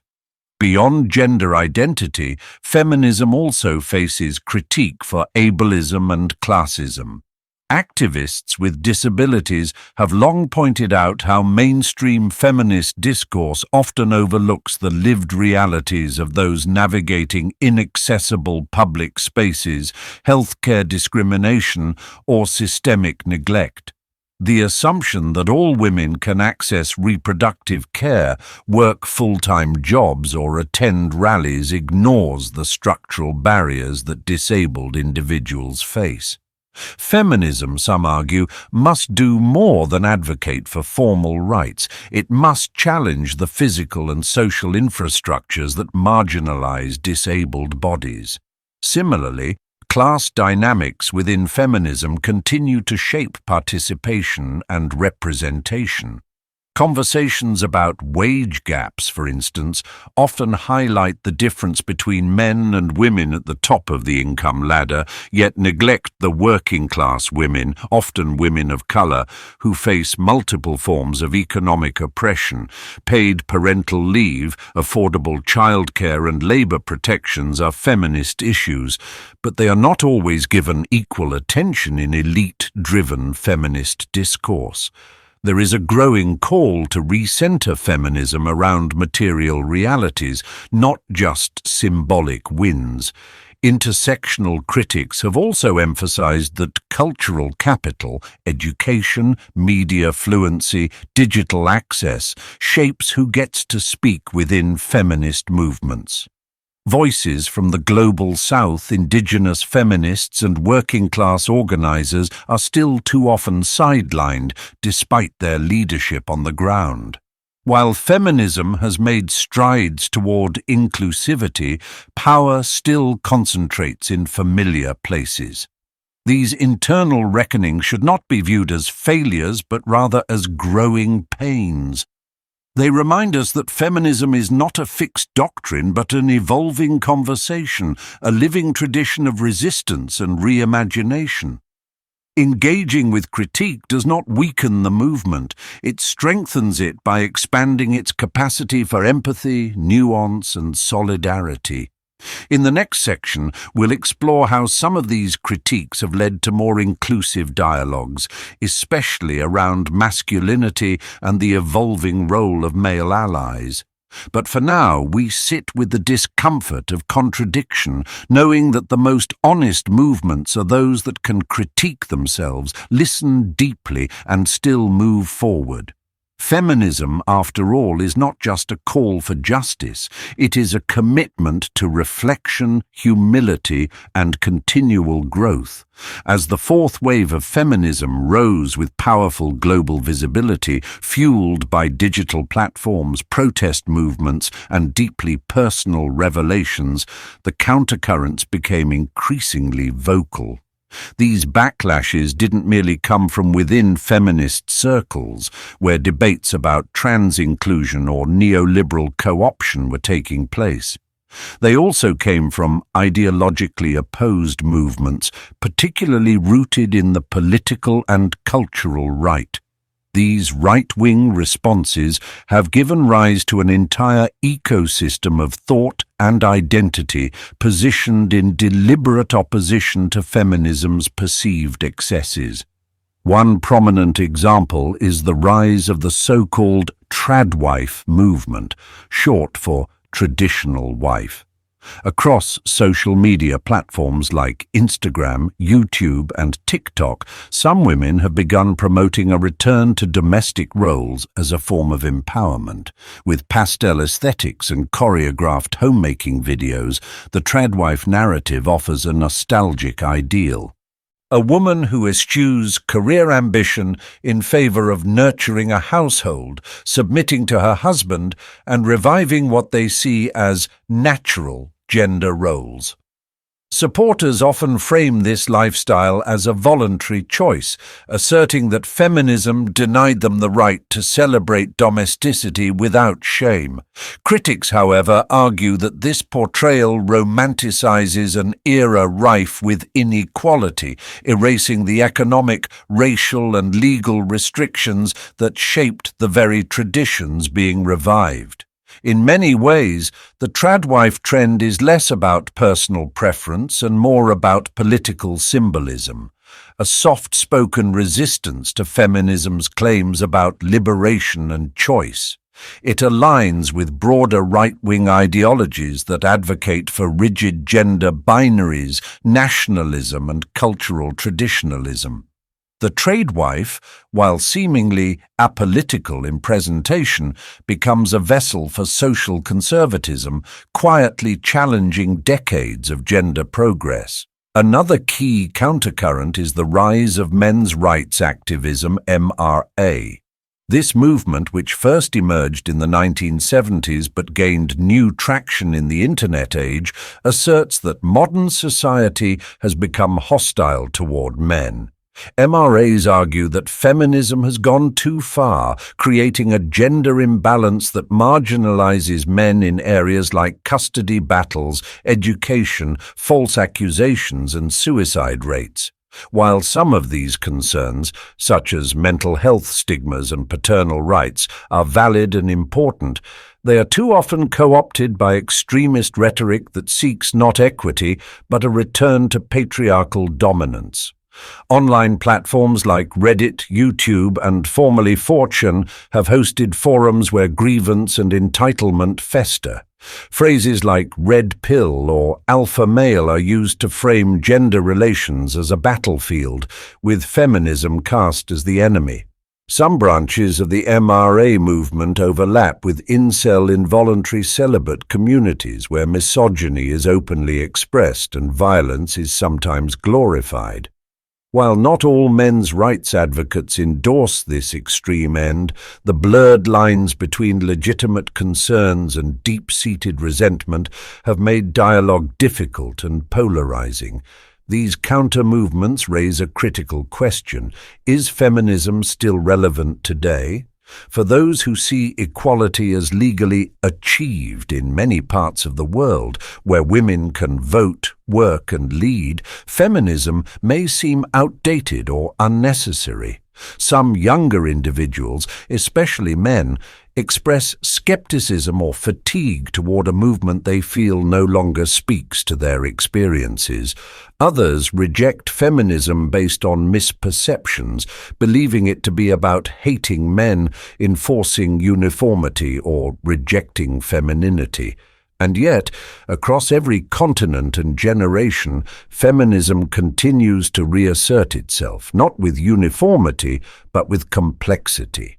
In response to claims of irrelevance, feminists point to ongoing wage disparities, violence against women, underrepresentation in politics and media, reproductive injustice, and the unpaid labor of caregiving.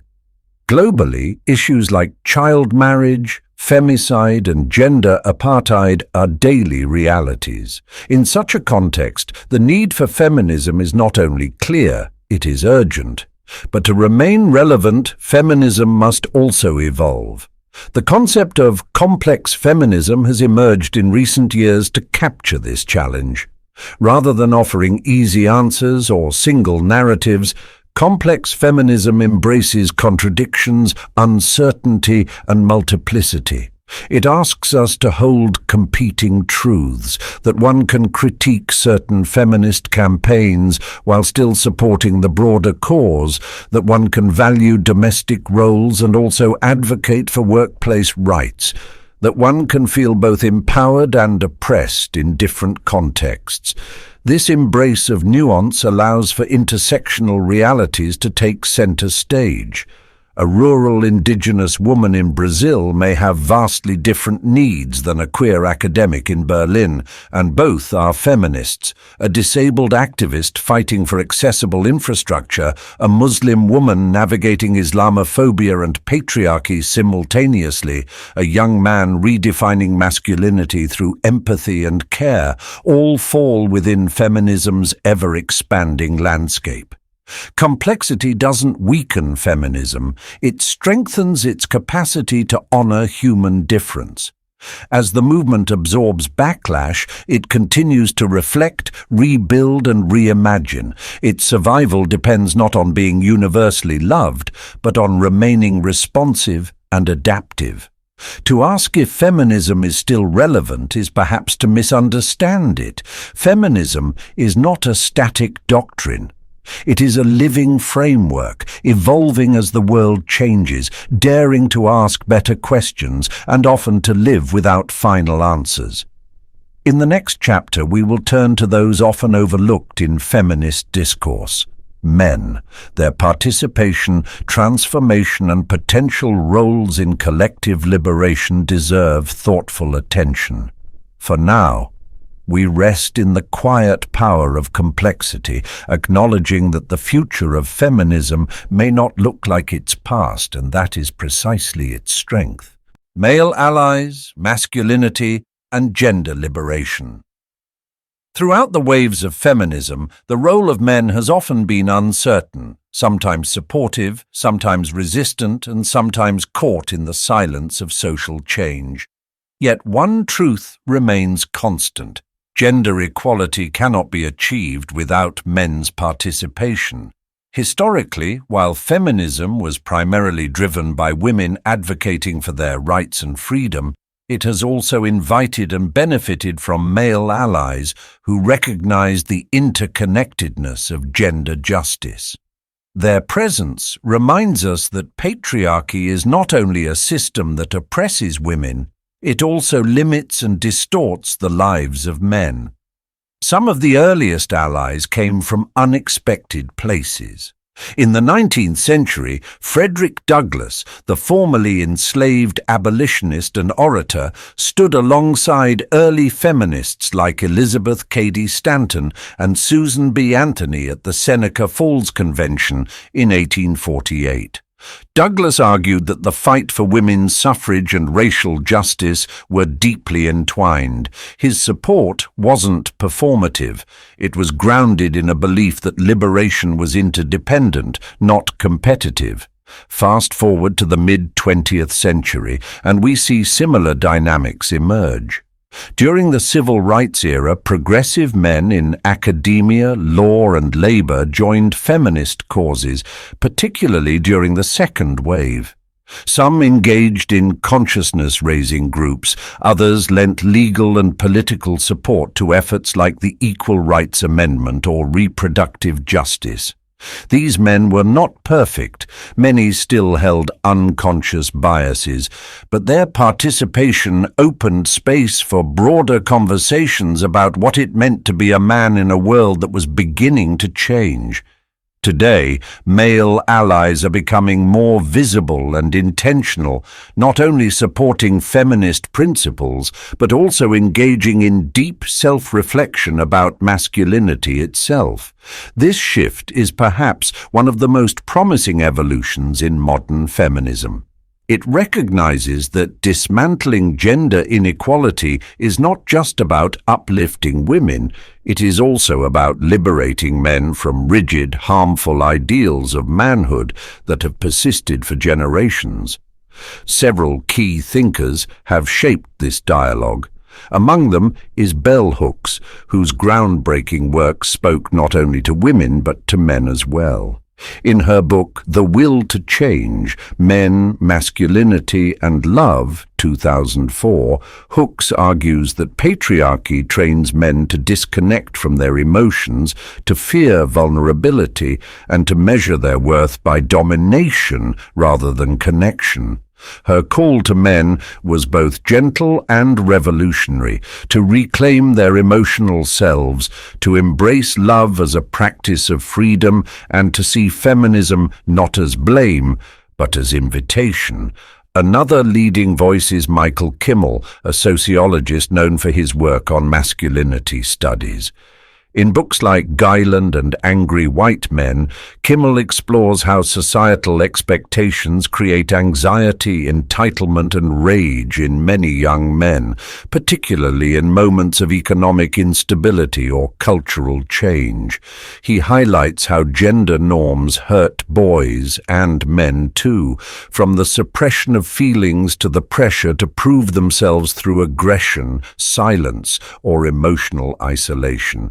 Kimmel's research suggests that embracing gender equality is not a loss of male identity, it's the path to a healthier, more honest one. Jackson Katz, a filmmaker and educator, adds another crucial layer. His work focuses on violence prevention and media literacy, emphasizing how cultural portrayals of masculinity reinforce toxic norms. In his influential TED Talk, Violence Against Women, It's a Men's Issue, Katz challenges the idea that gender-based violence is a women's problem. Instead, he reframes it as a leadership issue for men, an opportunity for male voices to interrupt harmful behaviors, challenge peers, and model alternative ways of being strong. These thinkers are not alone. Around the world we see movements of men stepping up, not to dominate conversations, but to listen, unlearn, and participate. Campaigns like He for She, launched by UN Women, invite men into feminist advocacy. Organizations like Men Engage work globally to promote gender justice and redefine masculinity in culturally sensitive ways. Schools and universities are beginning to offer programs on healthy masculinity, consent education, and emotional intelligence for boys. This is not about turning men into feminists for appearance's sake. Rather, it's about inviting men to recognize that patriarchy is a shared cage and that feminism holds one of the keys. The benefits of equality ripple outward to relationships, parenting, friendships, mental health, and public life. When men learn to reject dominance in favor of empathy, to trade silence for presence, they not only support women, they reclaim their full humanity. Of course, this transformation is ongoing and uneven. Not all men are ready or willing to confront the privileges they may carry or the damage those privileges inflict. Some feel threatened, others skeptical. But as more men step forward, not to speak over but to stand beside, feminism grows deeper roots. The journey toward gender liberation becomes a collective one, braided with shared courage and mutual respect. In the next section, we explore the debates and possibilities emerging in the current moment. Are we witnessing the rise of a fifth wave of feminism or something else entirely? What new challenges and insights await in a world shaped by climate change, artificial intelligence, and spiritual reawakening? As always, the path forward will be more river than road, but as we've seen, that is where the most meaningful transformations often begin. When people hear the word feminism, many still instinctively associate it only with women's rights. Yet at its core, feminism has always asked a broader question: what kind of society do we wish to create for everyone? And as the movement has matured through its various waves, one truth has grown ever clearer: gender equality is not a zero-sum game. It is liberation for all. Men too are constrained by the rigid roles imposed by patriarchy. And when those roles are questioned, softened, and reimagined, it opens the door to a fuller, more connected human experience for all genders. Patriarchy teaches boys from a young age that they must be strong, stoic, competitive, and dominant. Emotions, especially those of tenderness, vulnerability, or sadness, are often shamed. Boys are praised for winning, not for caring. They are taught that control and independence are virtues, while dependence, empathy, or emotional openness signal weakness. These narrow definitions of masculinity create a kind of invisible armor that many men wear for much of their lives. But beneath that armor often lies pain, confusion, or isolation. Feminism challenges this narrative, not by attacking men, but by offering an alternative script, one in which men are free to feel, to nurture, to ask for help, and to build relationships not based on power, but on mutual respect. This doesn't diminish masculinity, it expands it. When we think of gender equality, we often focus on what women stand to gain: safety, education, leadership opportunities, bodily autonomy. But it is equally important to consider what men stand to gain: authentic relationships, emotional literacy, healthier partnerships, and a break from the exhausting pressures of performative manhood. One of the most tangible places this transformation begins is in the home. Feminist fatherhood has become a quiet revolution, one that rejects the distant or authoritarian father model in favor of active, loving, and emotionally present parenting. Today's fathers are increasingly involved in childcare, from changing diapers to attending school plays. But more than tasks, feminist fatherhood is about modeling equality, respect, and empathy in everyday life. It's about teaching sons that their worth isn't defined by dominance, and showing daughters that their voices matter. Children raised in such environments tend to have better emotional regulation, more egalitarian views, and stronger relationships later in life. Fathers who embrace feminism don't just change their children's lives, they reshape the future. They challenge generational cycles of silence, control, or absenteeism. And in doing so, they create room for new forms of masculinity, ones rooted in presence, care, and connection. Closely linked to this is the rise of consent culture, a foundational shift in how we understand communication, respect, and boundaries. For decades, consent was framed narrowly in legal or sexual terms, often reactive rather than proactive. Today, feminist thought has expanded that definition. Consent is no longer just about saying yes or no in intimate situations. It's about learning to listen, ask, and honor the autonomy of others in all aspects of life. Teaching consent begins early. It includes asking children if they want to be hugged, encouraging them to assert boundaries, and modeling how to apologize and check in. In schools, consent education is evolving to include not just biology, but ethics, communication, and emotional awareness. And among adults, the cultural shift toward consent has led to broader conversations around workplace harassment, power dynamics, and digital interactions. At the center of it all is a shared belief that respect is not just a rule, but a value. This, too, is a feminist vision, a world where power is no longer exercised through coercion or silence, but through trust and shared understanding. And it's a world that benefits everyone. Finally, the ongoing project of dismantling patriarchy is not the task of women alone. It is a collective endeavor. Patriarchy is not simply a set of attitudes. It is built into laws, institutions, media, language, and daily habits. To dismantle it means changing how we raise our children, how we structure workplaces, how we tell stories, how we love, how we grieve. It means being willing to unlearn what we were taught about who we are supposed to be. For men, this often involves confronting internalized ideas about strength, control, and status.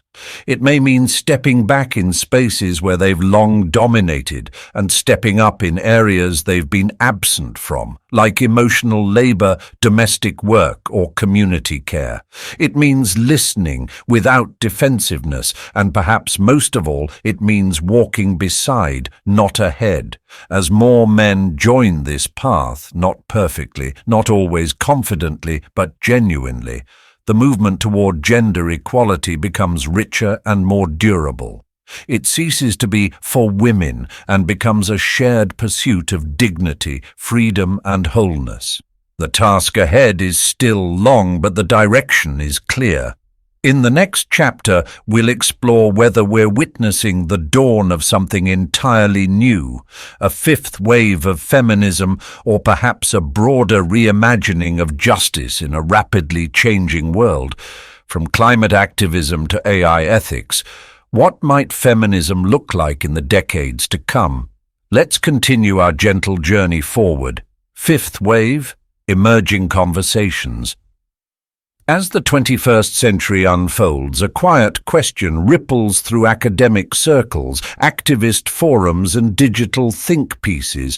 Are we entering a fifth wave of feminism, or has the wave metaphor itself run its course?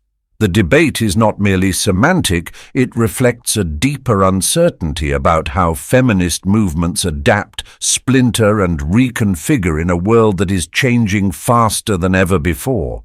The wave metaphor has served as a helpful shorthand for organizing the history of feminism into distinct periods. But today, many scholars and activists question whether we are still experiencing waves or if we've entered a post-wave era marked by overlapping, decentralized, and hybrid feminist practices. Unlike previous waves with clearer catalysts, like suffrage or reproductive rights, the current moment is more diffuse. It stretches across topics as varied as artificial intelligence, planetary survival, trans rights, and economic inequality. The boundaries are softer, the identities more fluid, the causes both urgent and complex. Still, if we were to describe this era as a fifth wave, what might define it? One unmistakable feature is the integration of feminism with broader systems thinking, especially around climate justice, technology, and global ethics. Today's emerging feminism is not just about gender, it's about how gender interacts with systems of power, ecology, and digital architecture. Climate justice, for example, is no longer viewed as separate from gender justice. Across the globe, women, especially indigenous women, women of color, and those in the global south, bear the brunt of environmental degradation, from rising sea levels affecting coastal communities to droughts disrupting agriculture. These crises often deepen existing gender inequalities. Feminist climate activists argue that any attempt to address the climate crisis must center those most impacted, which means rethinking resource extraction, land rights, migration, and care work. This intersection between gender and ecology has given renewed energy to ecofeminism, a framework that first emerged in the 1970s but is gaining new relevance today. Ecofeminism critiques the dual domination of women and nature under patriarchal and capitalist systems. It calls for a reimagining of value away from exploitation and profit towards sustainability, care, and balance. In many ways, ecofeminism offers both a critique and a vision, a world where the logic of domination is replaced with one of interdependence. At the same time, another frontier is rapidly unfolding: artificial intelligence and algorithmic bias. As technologies like facial recognition, predictive policing, and automated hiring become more common, questions of bias, fairness, and accountability come sharply into focus. Feminist scholars and technologists are increasingly sounding the alarm about how data systems reflect and reinforce existing inequalities.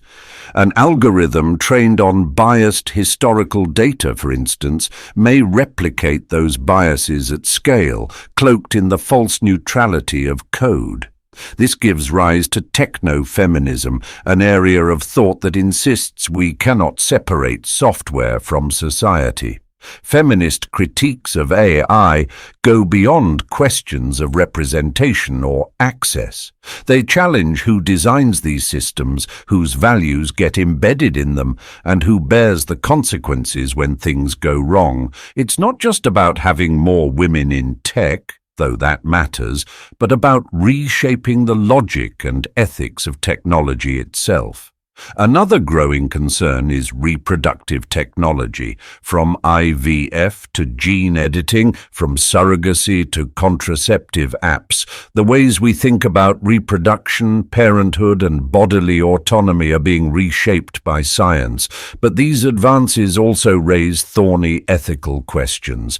Who has access to these technologies? Whose bodies are being used or commodified? How do we ensure that choice is genuine and not shaped by economic coercion? Feminism today engages with these questions not just as scientific or legal issues, but as deeply human ones. It invites us to ask how we care for one another across borders, identities, and generations. In that way, the fifth wave, if we are indeed living through one, may be less about organizing protests or passing laws, and more about building new ethical foundations for a complex, interconnected world. Importantly, the fifth wave is not owned by any single group or nation. Its conversations are shaped by global dialogue.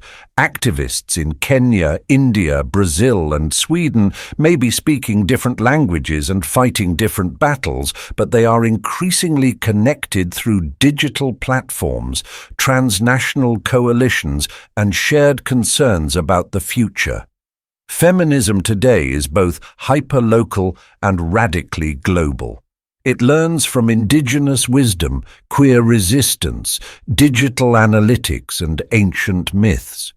It is as comfortable in a courtroom as it is in a community garden or a climate march. Whether this movement gets formally labeled a wave may matter less than what it ultimately creates. Perhaps instead of waves rising and falling, we are now witnessing something more fluid, a vast, branching river that refuses to be contained. In the next section, we'll explore what this means for the future of work, care, and community. As automation rises and traditional roles shift, how does feminism respond? What happens to unpaid labor, emotional labor, and the systems that have long relied on invisible caregiving? Let's continue gently and curiously into the next turn of this evolving story. As feminism stretches into the future, its most pressing questions shift from not only who is excluded, but also what forms of labor, knowledge, and life are consistently overlooked by dominant systems. The future of labor, especially in the age of automation, has become one of the central concerns of feminist thinkers and organizers. In a world increasingly shaped by algorithms and artificial intelligence, the terrain of work is being rapidly redrawn, and with it, so is the value assigned to different forms of labor. Feminism has long emphasized that care work, the labor of raising children, tending to elders, nurturing communities, and managing households, has been undervalued, invisible, and gendered. Historically assigned to women and often unpaid, care work forms the hidden backbone of economic life. As machines begin to replace more forms of productive labor, manufacturing, logistics, even cognitive work, what remains irreplaceably human is precisely the emotional, relational, and embodied labor that feminism has fought to legitimize. But how will care be distributed, compensated, and recognized in this new landscape? One growing body of feminist scholarship advocates for rethinking the very idea of value. Instead of measuring worth in terms of profit or productivity, feminist economists suggest we focus on sustainability, reciprocity, and well-being. This shift would not only uplift caregivers and domestic workers, but would also recognize that emotional labor, so often dismissed, is foundational to human flourishing. As we enter an age of increasing precarity, global pandemics, and climate disruptions, the need for resilient relational forms of labor becomes clear. Feminism offers a vision for this future, one where labor is not just transactional but relational, and where care becomes a shared social responsibility rather than a private burden. But this vision cannot be confined within national or cultural borders, which leads us to the next question. What does global feminism look like in the 21st century? Unlike earlier waves that were dominated by Western perspectives, today's feminism is strikingly plural and polyphonic.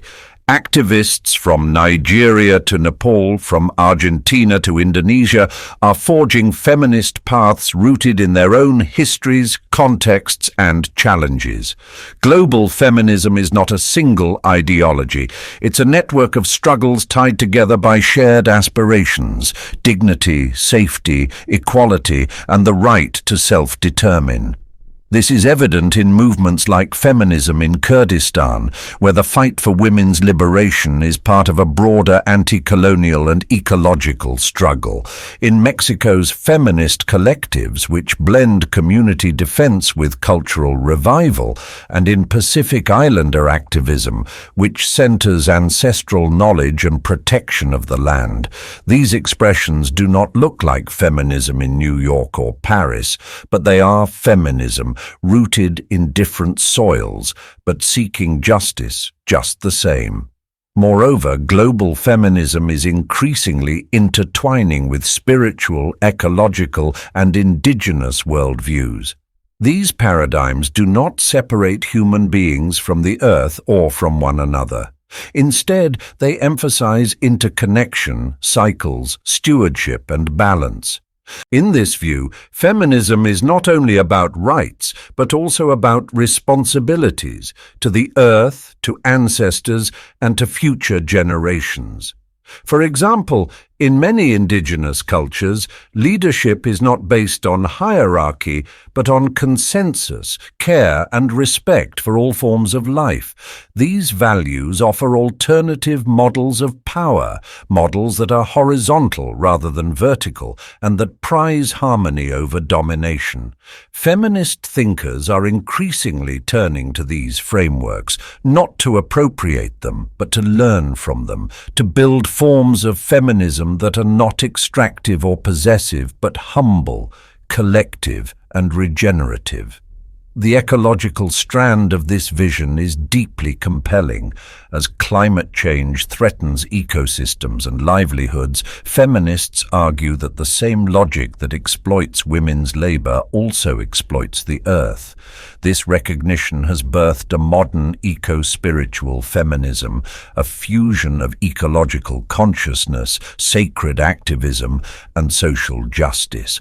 Whether through rituals of mourning for extinct species, legal recognition of rivers as living beings, or grassroots resistance to deforestation, feminists are leading efforts to re-sacralize the world. This is not a return to mysticism for its own sake. It is a political and ethical repositioning, one that challenges mechanistic worldviews and invites us to imagine futures where wisdom, not dominance, guides us. In this emerging feminist imagination, AI ethics, climate science, and ancestral teachings coexist. It is a feminism of the head and the heart, of policy and poetry, of precision and prayer. So if we are indeed in the fifth wave, perhaps its defining feature is not a single issue, slogan, or location, but its interconnectedness. It threads across borders, generations, and disciplines. It listens more than it declares. It carries both the urgency of now and the patience of the long arc of change. As we prepare to reflect on this journey through the waves of feminism in the next chapter, we carry with us not only facts and frameworks, but also a quiet invitation to live more justly, to love more deeply, and to imagine more boldly. Reflections through time. As we look back on the long journey of feminism, it's helpful to pause, not in finality, but in gentle reflection. Across centuries and continents, the movement has surged, quieted, shifted, and re-emerged, shaped by the times and yet shaping them in return. Rather than a single unbroken march, feminism's history has unfolded in waves, each with its own rhythm, its own voices, and its own urgent questions. The first wave, beginning in the late 18th century and extending through the early 20th, sought recognition of women as legal and civic subjects. Grounded in Enlightenment ideals, it focused on property rights, education, and most famously, suffrage. It was the age of Mary Wollstonecraft, Elizabeth Cady Stanton, and Sojourner Truth. Women who demanded the vote not as a token, but as a sign that women were fully human in the eyes of the law. It won landmark victories, such as the US 19th Amendment and suffrage in countries like New Zealand and Finland. Yet it was also limited by its focus on white, middle-class women, often excluding voices of color and those outside elite circles. The second wave, rising after World War II and cresting in the 1960s to 1980s, widened the lens to include equality in the workplace, reproductive rights, and the fight against patriarchal structures in both private and public life. It gave us slogans like "The personal is political" and figures like Betty Friedan, Audre Lorde, and Simone de Beauvoir. It challenged the boundaries between the domestic and political spheres and gave rise to crucial legislation and consciousness-raising movements. Yet this wave, too, revealed its blind spots. Its assumptions about gender, race, class, and sexuality were questioned from within. The third wave, from the 1990s into the early 2000s, responded with an embrace of complexity, contradiction, and individual identity. Feminism here became plural, feminisms, and its focus moved toward cultural expression, intersectionality, and the fluidity of gender and sexuality. It brought queer theory into the conversation, challenged beauty norms, and reclaimed aspects of femininity once dismissed as frivolous. Thinkers like Judith Butler and movements like Riot Grrrls changed the way feminism was seen, heard, and felt. This wave wasn't about answers, it was about asking harder questions. Then came the fourth wave, emerging in the 2010s, digital, intersectional, and bold. It used social media to organize and mobilize across borders. It demanded accountability for sexual violence and gender-based harm. It uplifted trans voices, embraced mental health as a feminist issue, and connected feminism to decolonial, ecological, and anti-capitalist struggles. Campaigns like the hashtag #MeToo, Ni Una Menos, and the Women's March showed that feminism was not only alive, it was evolving. And though not universally agreed upon, we now speak tentatively of a fifth wave, one that weaves together care, climate, and community in a world shaped by technology and ecological urgency. It looks forward while carrying centuries of struggle within it. Through all of these waves, and in the spaces between, certain values have endured: dignity, the belief that every person, regardless of gender, deserves to be treated with respect. Autonomy, the insistence that individuals should have control over their bodies, choices, and futures. Voice, the right to speak, to be heard, and to shape the world. Solidarity, the recognition that none of us are free until all of us are, that liberation is shared. And yet it's important to remember, feminism has never moved in a straight line. It has not been a ladder but a river, branching and merging, overflowing in one place while drying in another. It has curved around obstacles and changed course with time. Some of its currents have been swift, others quiet.